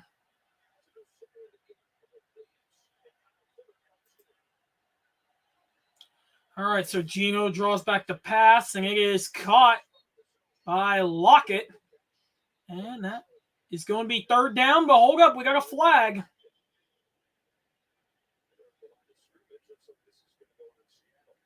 This might be coming back.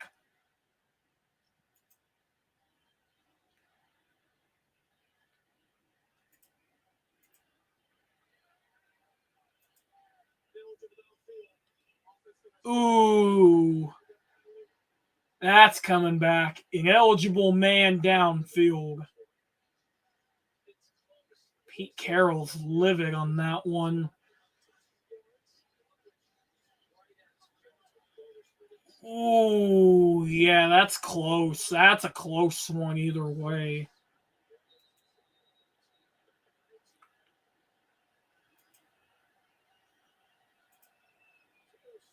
Gino draws back the pass, and incomplete.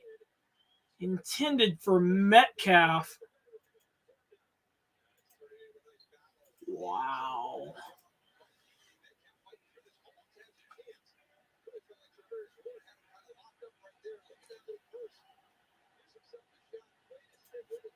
Wow.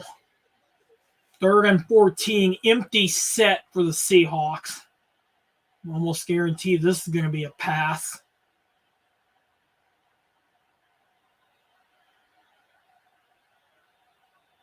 Gino draws back the pass, looking, and the ball is out. Recovered by the Seahawks, I think. Yep, Nick Bosa lands on it. That is a huge play for the Seahawks.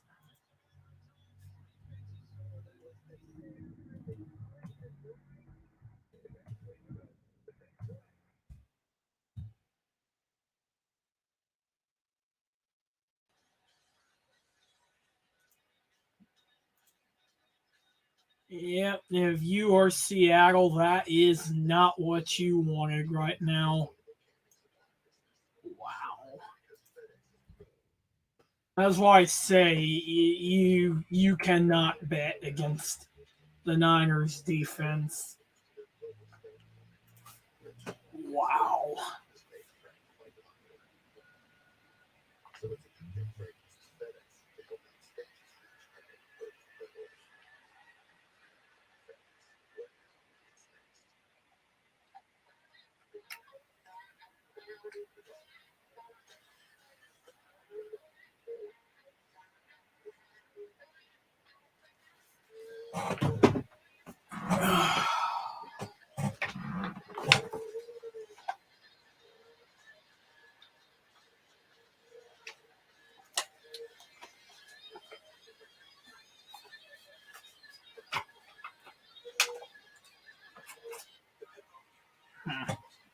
Actually, uh-oh. Crap, I'm dropping everything.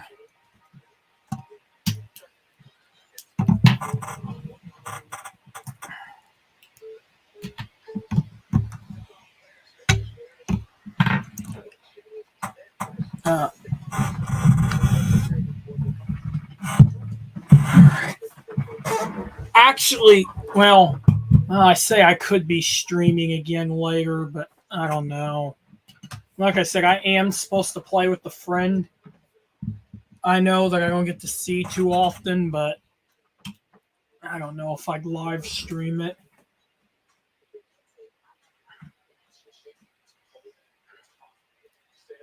I just don't know.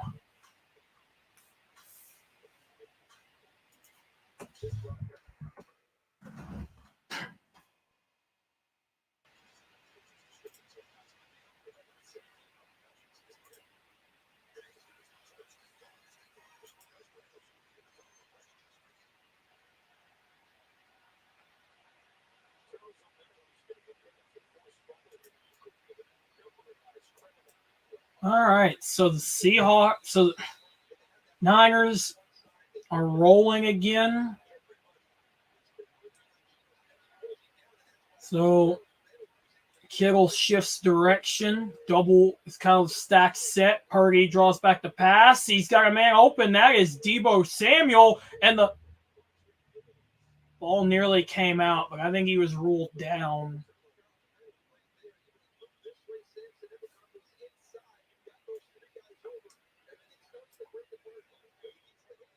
Interesting.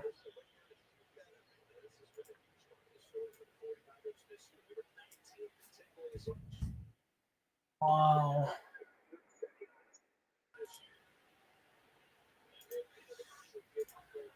All right, so 149 to go. Looks like they're going to go with a little bit of an I formation set. Purdy's going to hand off to McCaffrey. McCaffrey looking for a couple blocks. He's got him, and he will not go down. He gets up close to a first down, and it is going to be 2nd and 1, so give him a gain of 9.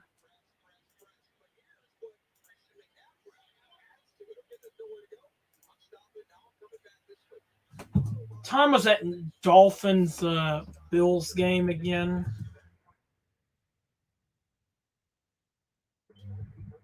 All right, so 2nd and 1. Looks like they're going to go kind of a stacked shotgun look. Another handoff to McCaffrey, and he's got the first down. Wow.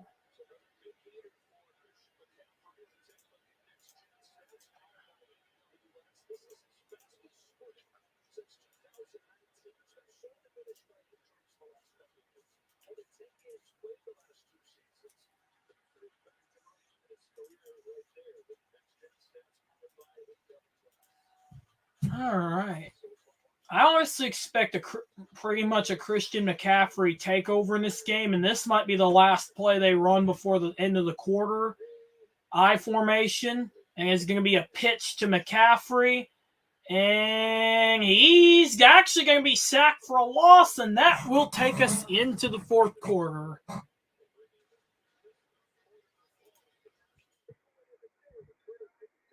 Wow.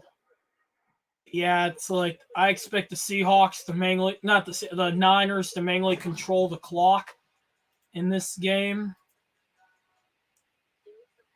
I mean, they're up, so they don't really have a need to get like too cute with the ball or anything.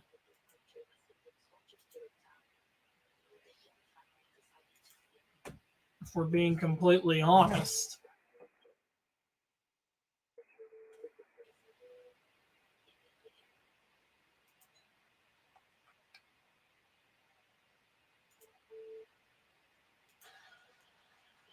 All right. Well, what's everyone in the chat thinking about the Chargers-Jags game?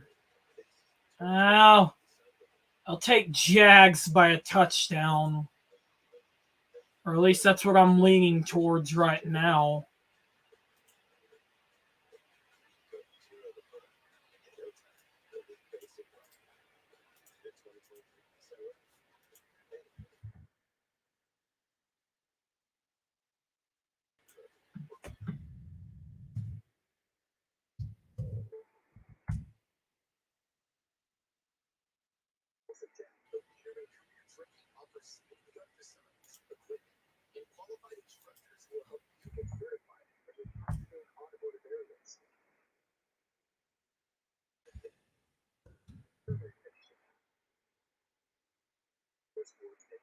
All right.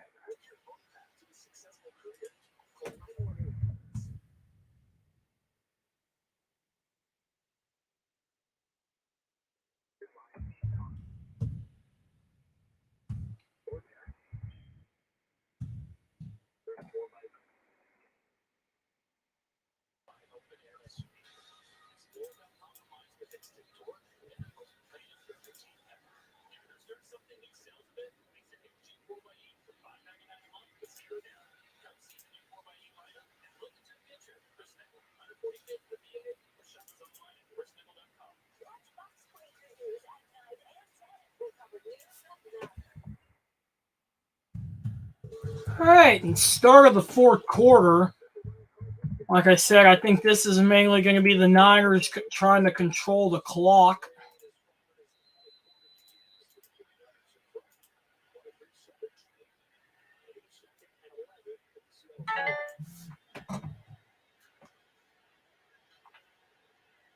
I thought I had... All right, so they're going to go with that stacked look again. Looks like they're going to fake the handoff to Elijah Mitchell. Brock Purdy going to go downfield, and that is caught by Jennings. And is he in for the touchdown? Or did he get touched? Nope, first and goal. Nah, he did get touched. That was close, though.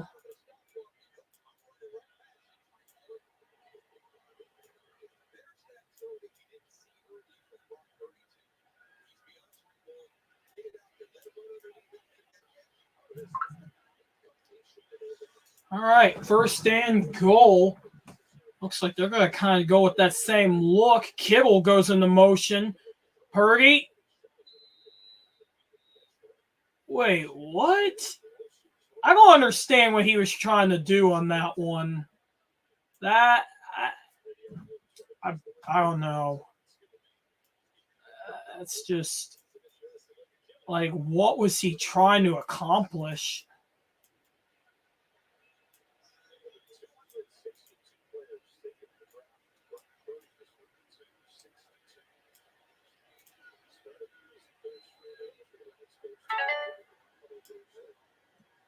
I don't know. So 2nd and goal. Now Juszczyk goes into motion. Purdy fakes the handoff.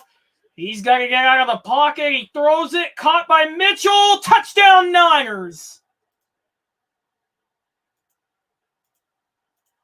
Okay, we got to do this again. A so-called irrelevant player who thrusts his brass balls into death-defying situations. Big Cock Brock. A legend without compare. Nice. Wow. That was a really good one. And like I said, Elijah Mitchell was just wide open.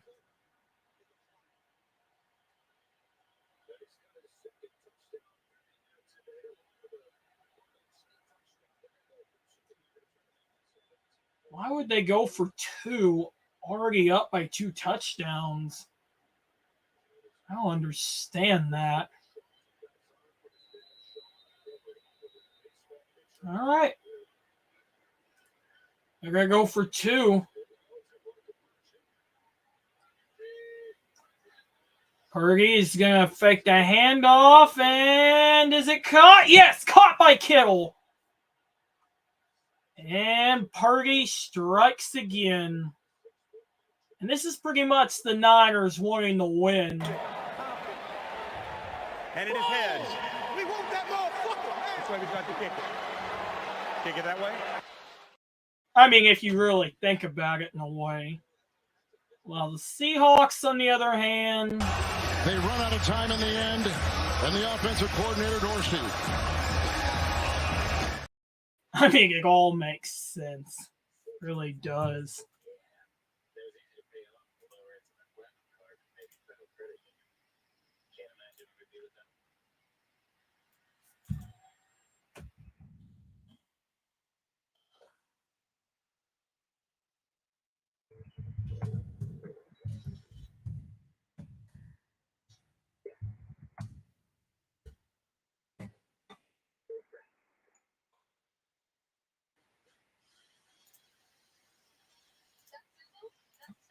All right.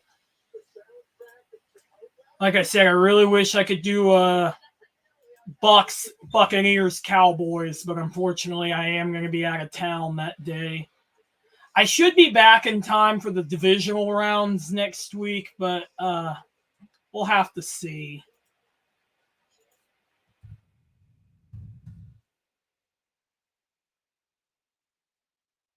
I'm interested to see what Miami's going to do without Tua or Teddy Bridge quarterback.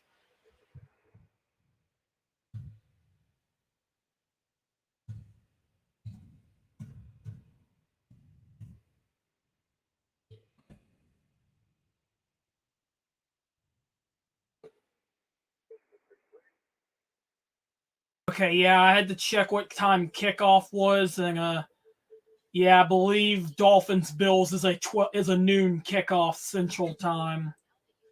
Wait, yeah, well, yeah, because it's a 1 o'clock Eastern kickoff, so yeah.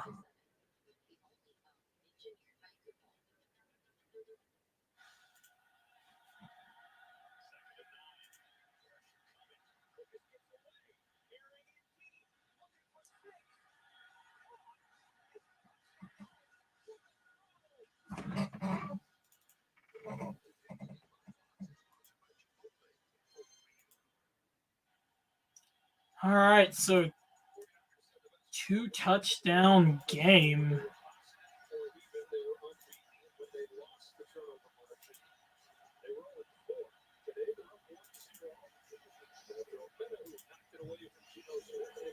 And the kick is off, and they are going to return it. Ooh, they're not even going to make it back to the 20. They got close, but not exactly. Gotta give him credit, though. At least tried.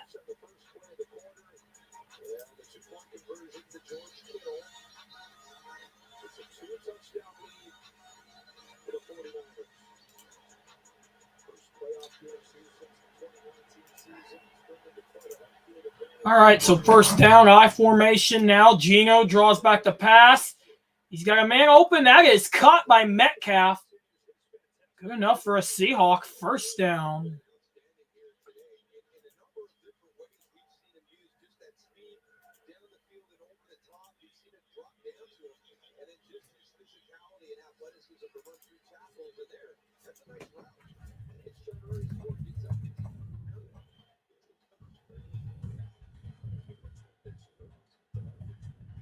All right, so first and 10, kind of a double wing stack set. It's going to be a handoff to Walker.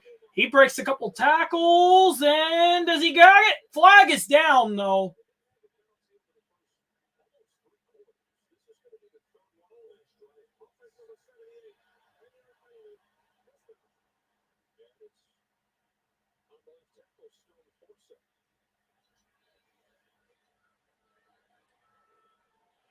So it is on the Seahawks. So that's going to back them up 10 yards.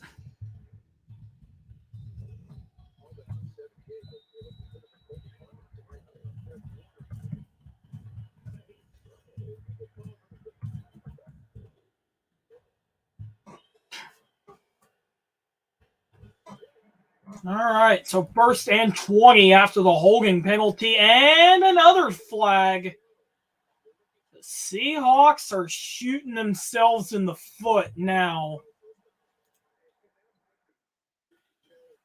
First and 25 now. That was a hold.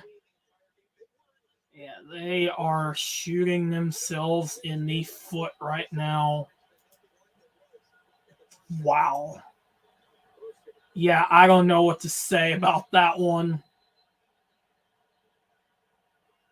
Ref ball at its finest. What can I say?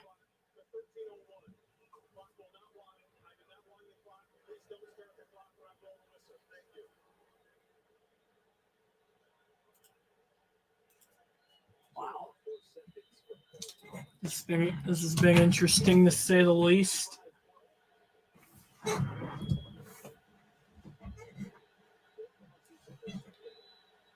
All right, so first and 25. This is definitely a passing situation.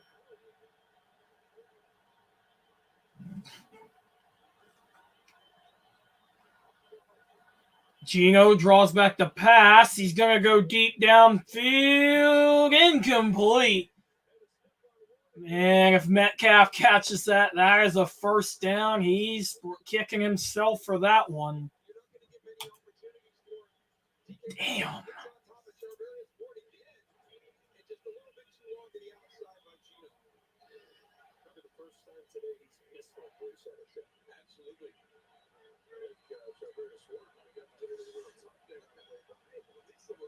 So second and long now. Empty set. Like I said, this is a definite throwing situation. Lockett goes into motion. Geno's got Metcalf open, and a flag is down.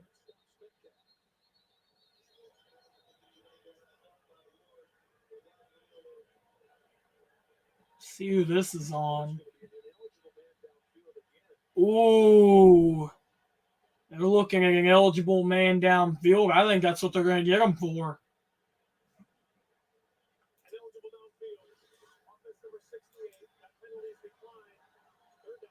Wow. Yeah, I figured they were going to decline that. I mean, they're still backed up pretty far anyway. I mean, it did kind of make sense.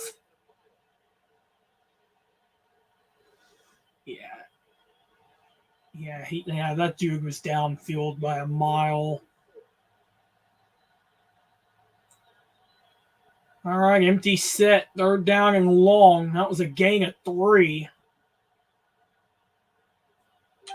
Geno draws back the pass. He's looking. That was... Let's see who that was.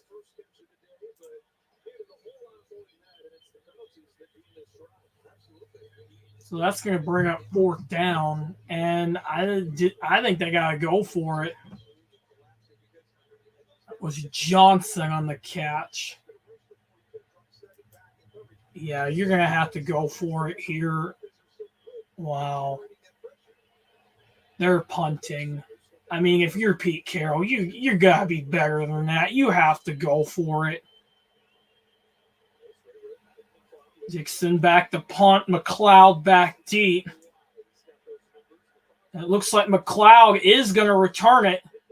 And he's got some blockers, and he's going to be tackled up near the 25, maybe about the 23. I do still think if you're Seattle, you should have went for it. Because, I mean, you're down 2 scores. I mean, it's worth a shot.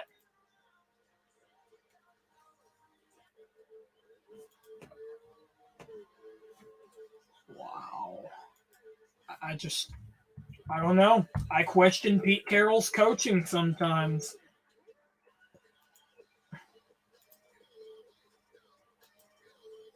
Damn.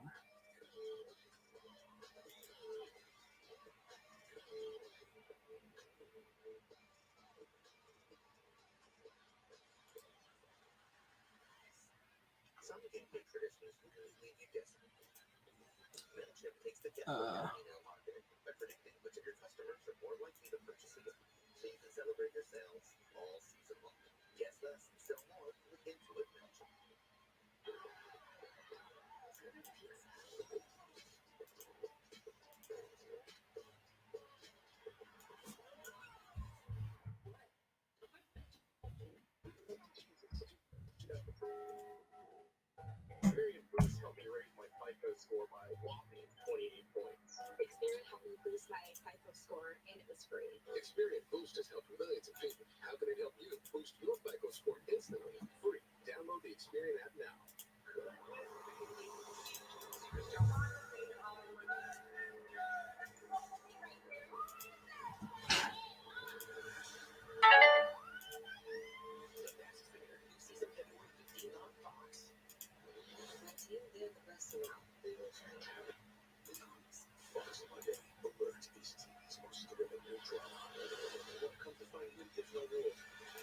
All right.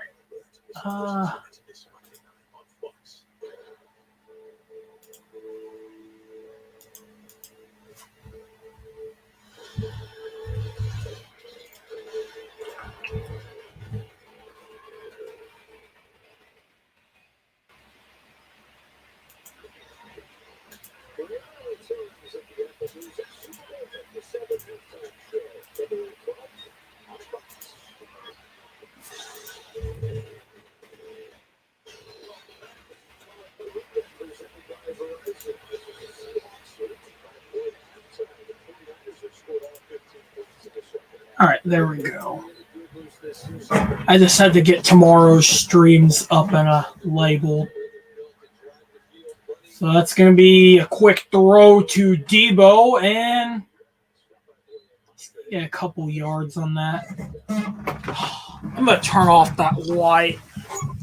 It's kind of bothering me a little bit.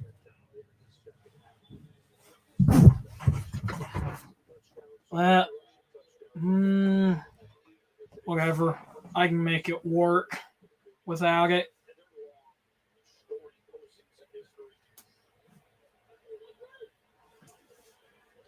All right. Looks like they're going to get this I formation set again. And Purdy going to draw back the pass. He's got Debo wide open. Wow, he's going down the sideline. And that is going to be a Niners touchdown.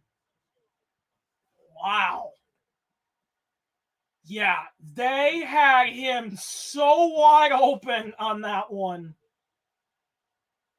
Wow. Like I said, I will not be shocked if the Niners find themselves in the NFC Championship. Brock Purdy strikes again.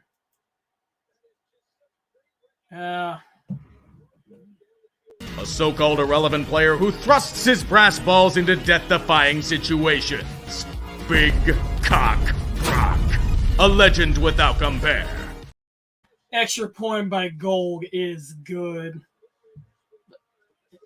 Yeah, it's like I said, he strikes again. Wow. Niners are really making their presence well known. Nice. Yeah, I wouldn't be shocked if we got like an Eagles Niners NFC championship. Yeah, I'd pay to see that. That's 50% off the physical plan. And yep, one line. Not 4 or 3, not even 2. Just the one. Real pros. Offer ends soon. Switch now at visible.com. Hey. Sorry, Mr. Lane. It's okay. That's when I realized it's time to finally do the thing we've been talking about for years. So start your financial plan today. Ever watch an unbelievable catch and think that's impossible? How much we got? How much longer we got? Oh wow, we still got 10 minutes to go. This has been definite. This has been a really long fourth quarter.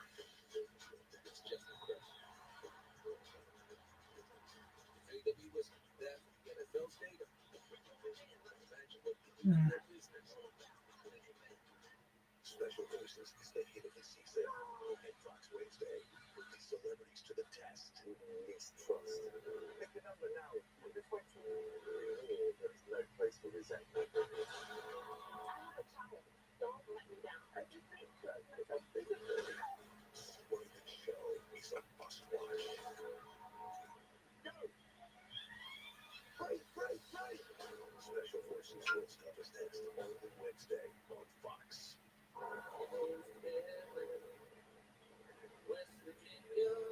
I've been on that dating app, but those are actually 400 miles away. I have dated a lot of guys in the city. Hasn't worked out for me. She took to be in French right there.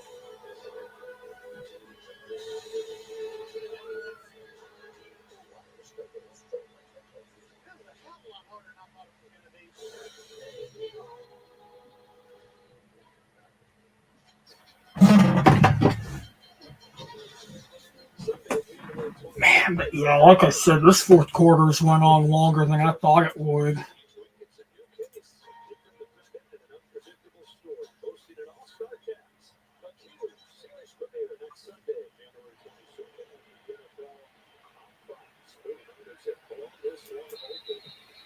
And that'll be a touchback.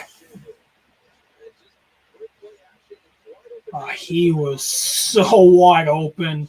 It's like they don't even make an attempt to tackle him.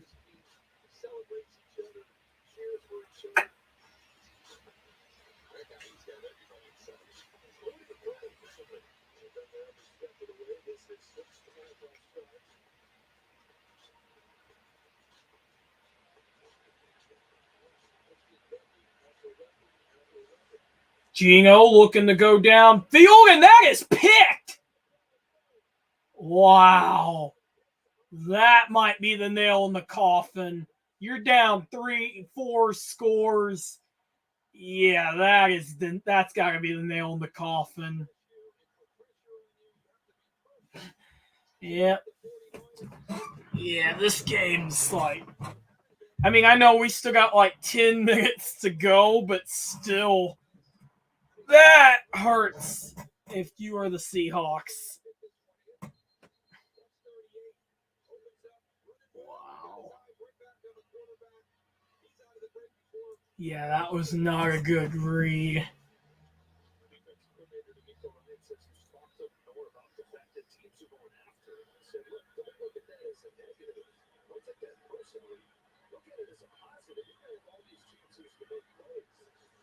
All right, so Niners back out there. Expect them to probably just going to milk the clock. And it's going to be a handoff to Mitchell, and he's sacked behind the line for a loss. Yep, what has gone wrong, what could go wrong has gone wrong if you are the Seahawks. Wow.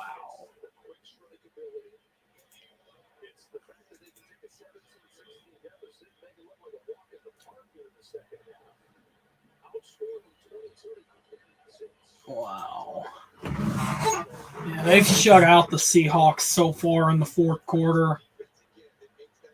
Looks like they're going to go with kind of a double stacked set. Mitchell goes in motion. It's going to be a pitch to Debo.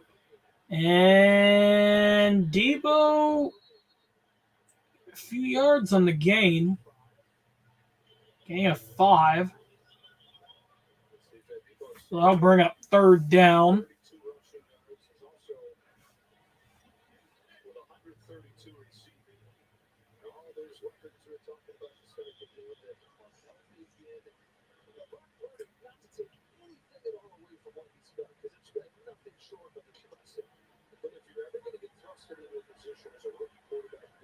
All right, so 3rd and 7. I expect they will probably throw it here, maybe. Purdy draws back. He's got a man open. That is caught by Jennings. First down, Niners.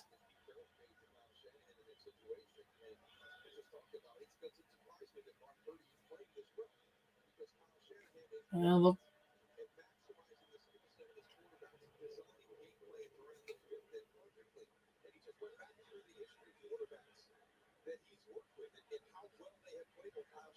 all right, so the Niners are moving the chains, trying to milk some clock. Mitchell in the backfield now.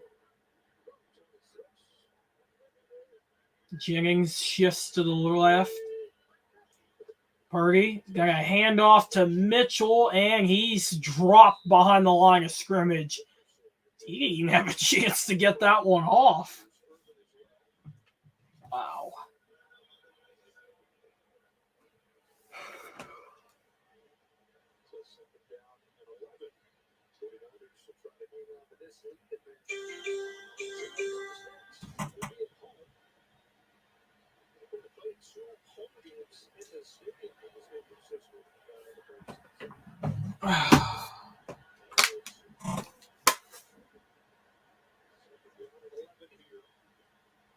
All right, so 2nd and 11. That was a loss of 1. Purdy going to hand off to Mitchell again, and he gets some of that yardage back. That is going to bring up 3rd down. 3rd and 6. Come on. I really want to see Christian McCaffrey and the Wildcat try to, throw a pass or something. I mean, I'd like to see it.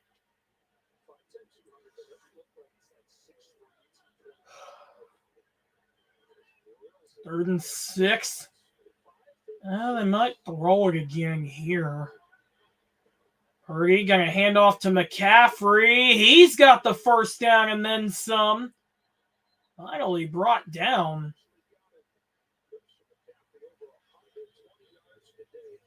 Not a bad performance for McCaffrey. He's going off.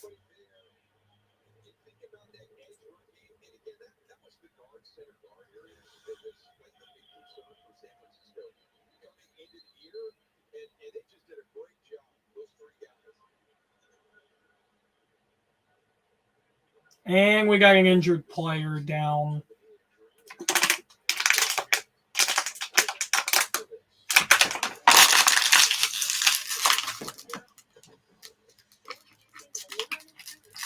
I've only done that on stream one other time.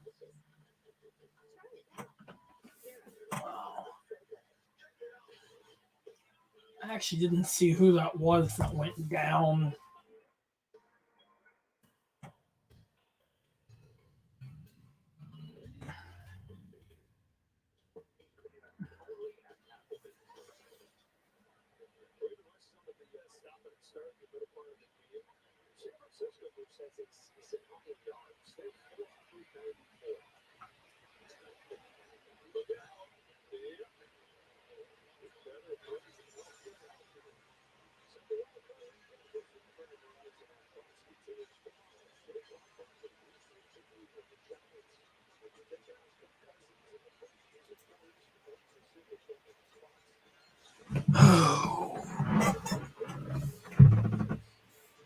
But yeah, I think Giants Vikings, like I said, that one should be a pretty good game. I really don't know how Bills Dolphins will go. All right, so first and 10 for the Niners. Looks like they're going to go back to I formation. It's going to be a handoff to Mitchell, and he's going to get a couple yards up the middle. 2nd and 8.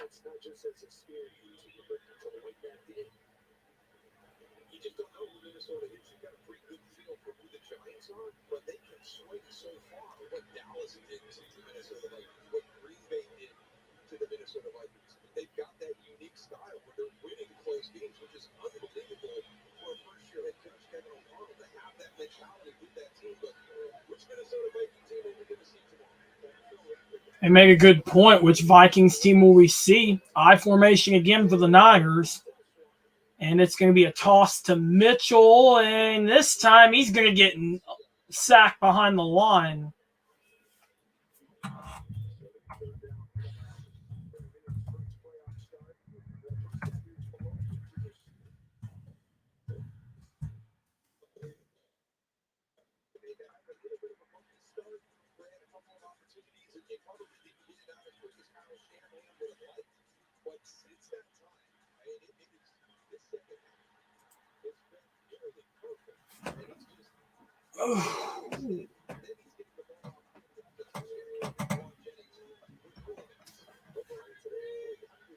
All right, so I formation once again. Purdy's going to roll out.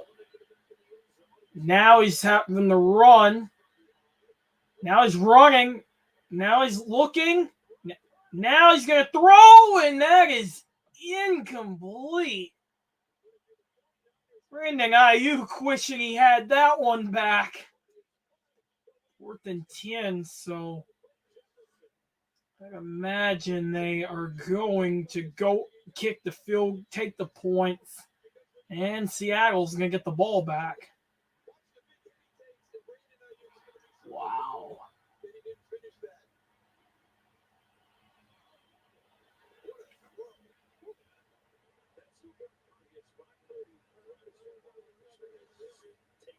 So Gold on for a 31-yard attempt. He's made all his kicks today, and he makes that one right down the pipe. 41-17. They are adding it up. And I am going to take a quick little break.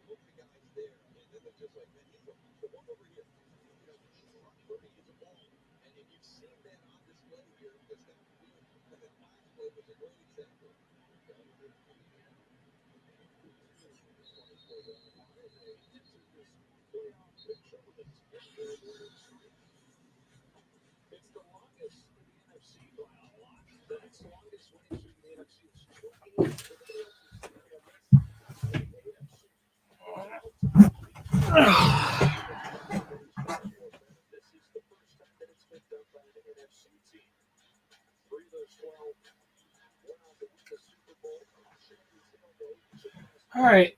Oh, it's all right. So first down for the Seahawks.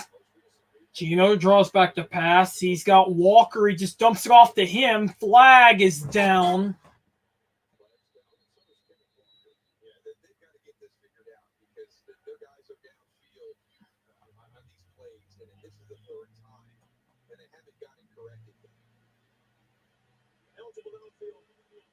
Wow.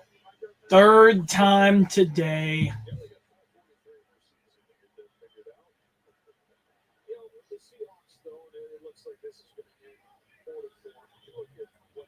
Yeah, this is gonna end poorly for the Seahawks. I can already feel it.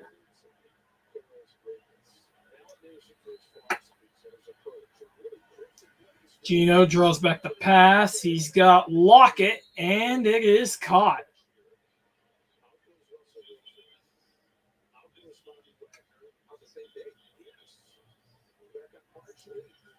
So that is second down and about 9 to go. So a gain of 6.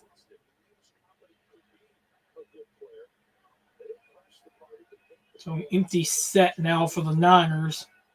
Gino draws back the pass. He's looking. Now he's got to run. And he's got the first down.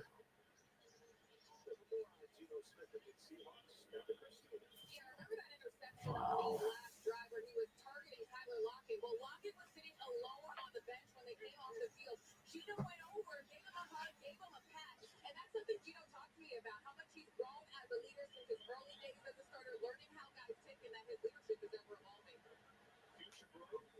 All right, so first down, Gino looking to pass. He's got Metcalf, and it is caught.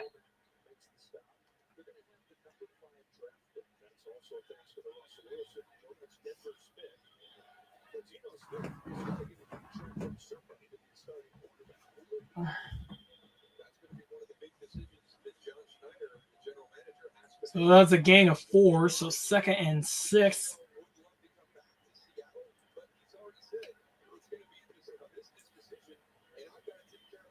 And they're going to hand off to Walker, and he will get a first down.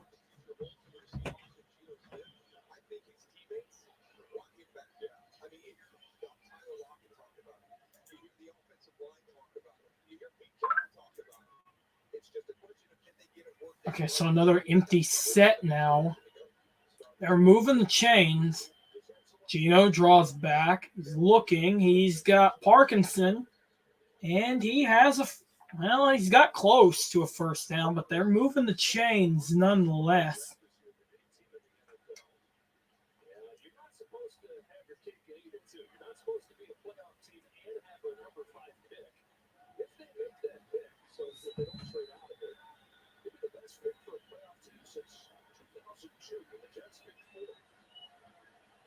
Empty set again. Gino draws back the pass. He's got Lockett. Oh, he dropped it. Incomplete.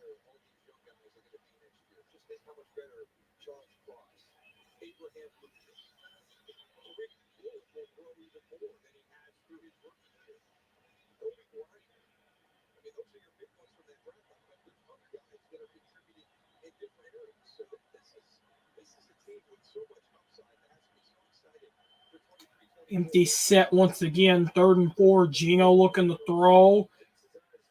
He's got to run. He's still on his feet. Throws and incomplete. And I think they're going to probably go for it right here.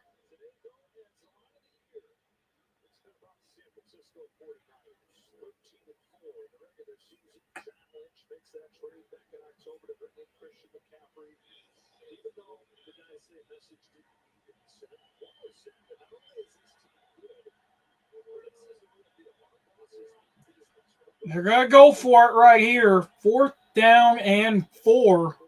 Gino draws back the pass. He's got Johnson, I believe that is.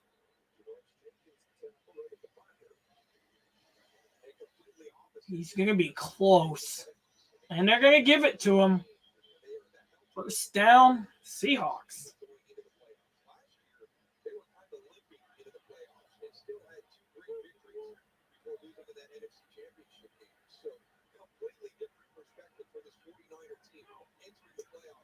Gino draws back the pass. He's got Young, and he's got the first down.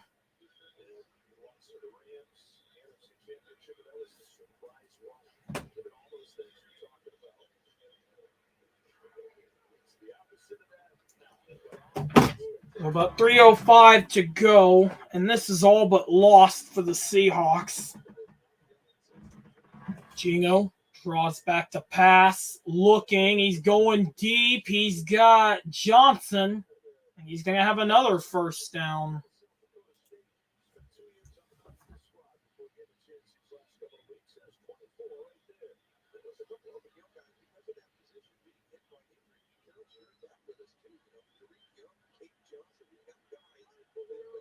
So they still got 2 timeouts plus the 2-minute warning. Gino draws back the pass.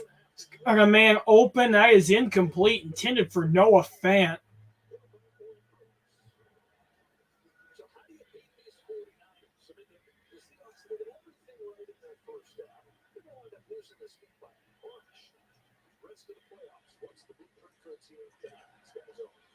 The one game that you can go back to is that Las Vegas Raiders game that went into overtime.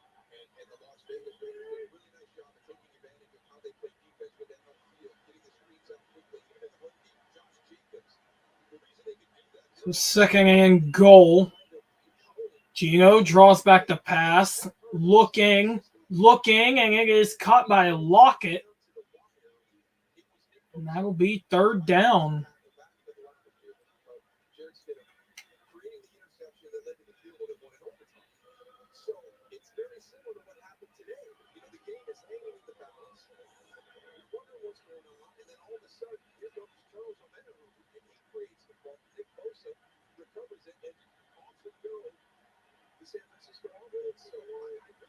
Third down for the Seahawks. Shotguns look now. Gino draws back the pass, and he's going to go down, and the ball is out. Or is he ruled down? No, I think he's going to be ruled down.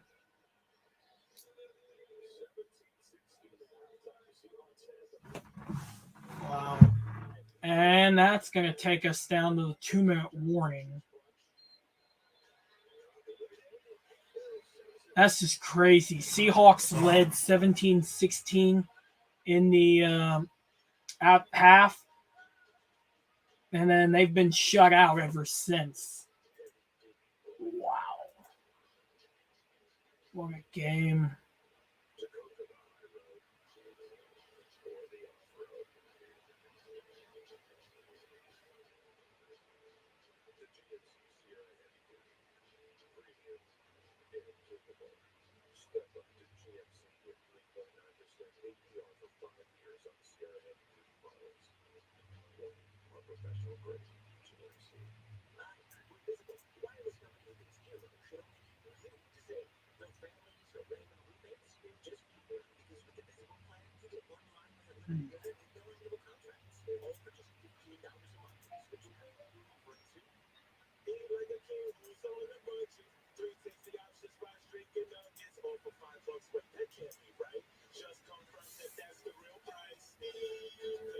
I mean, even if the Seahawks score a touchdown here, I think you're still going to see the Niners run out the clock.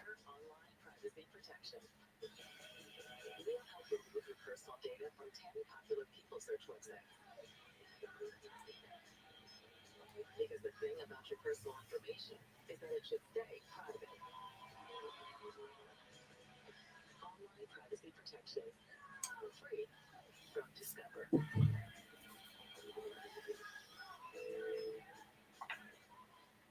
Just remain calm. Grab the head. Grab that head. Animal control. Clears February 16th. You're talking now on Fox.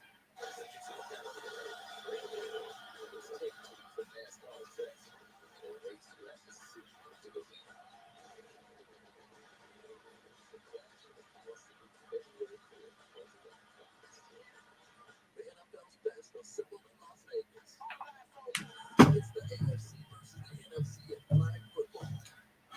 Coached by Peyton and Eli Manning.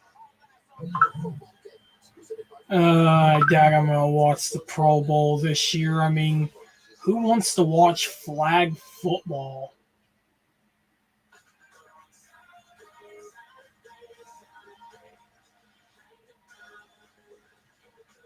Like, really, that is what I want to know.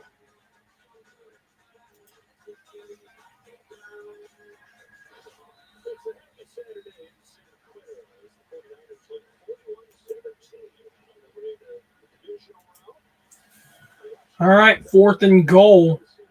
I mean, either way, the Seahawks are dead left to right. Empty set.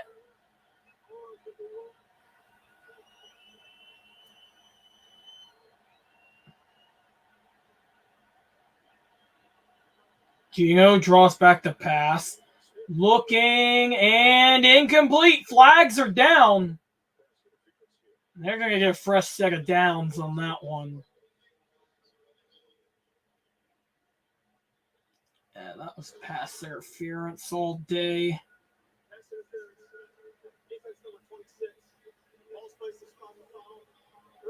Well, I have another shot at it.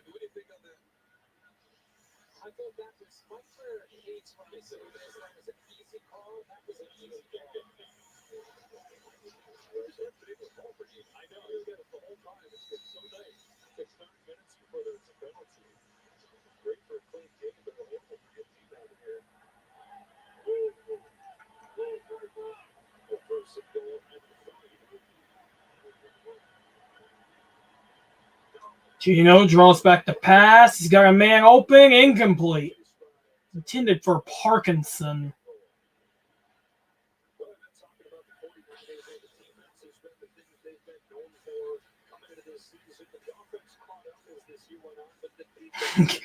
Yeah, I just did that for the memes.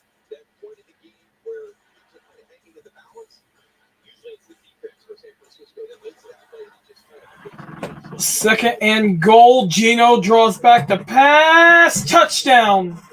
Found Metcalf for a garbage time touchdown.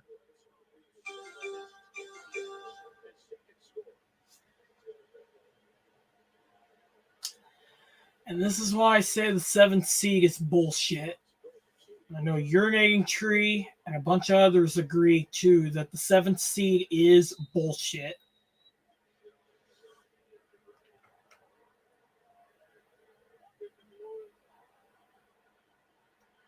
I don't know why you're going for 2. Why would you be going for 2? You're not going to make that big of a comeback. And you didn't even get it anyway.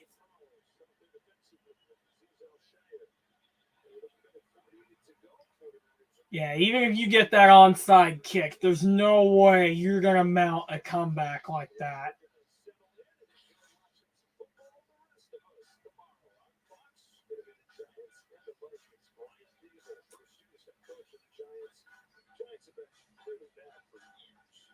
Yeah, no kidding. Giants were the laughing stock of the league the last couple of seasons.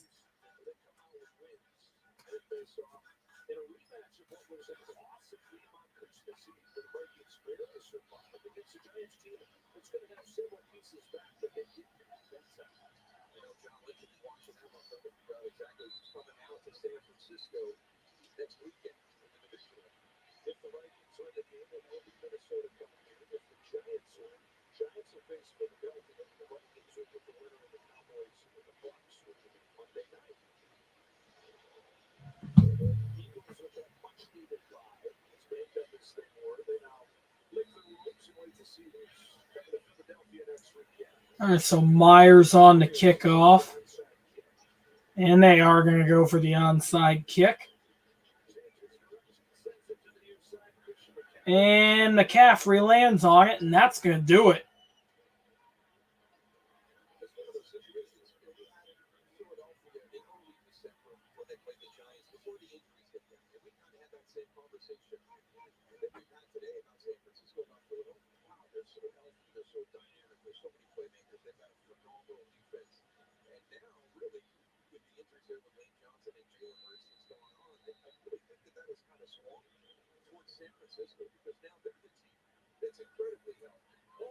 Looks like they're going to go with that I formation again. They really just need to run the clock out here. And that was Derek Mason on the carry. Yeah, that's gonna about do it.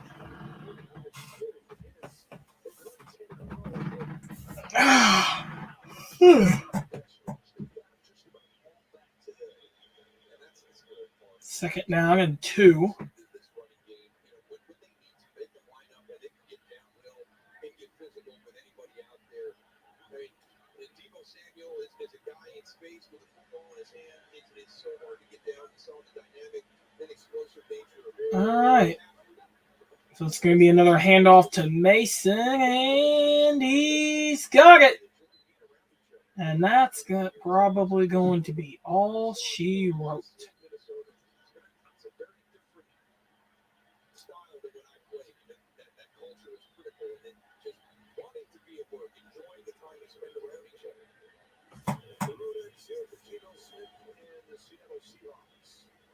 It's going to be interesting to see what they do with Geno because he's a free agent. So my question is, do they re-sign him, or are they going to draft somebody? And that is going to do it. Niners are moving on. My dad's texting me real quick. He's trying to get my pick for the Jaguars-Chargers game. I told him Jaguars by 7, but I honestly wouldn't be shocked if they won by more. And that's saying something, as banged up as they are, quite literally.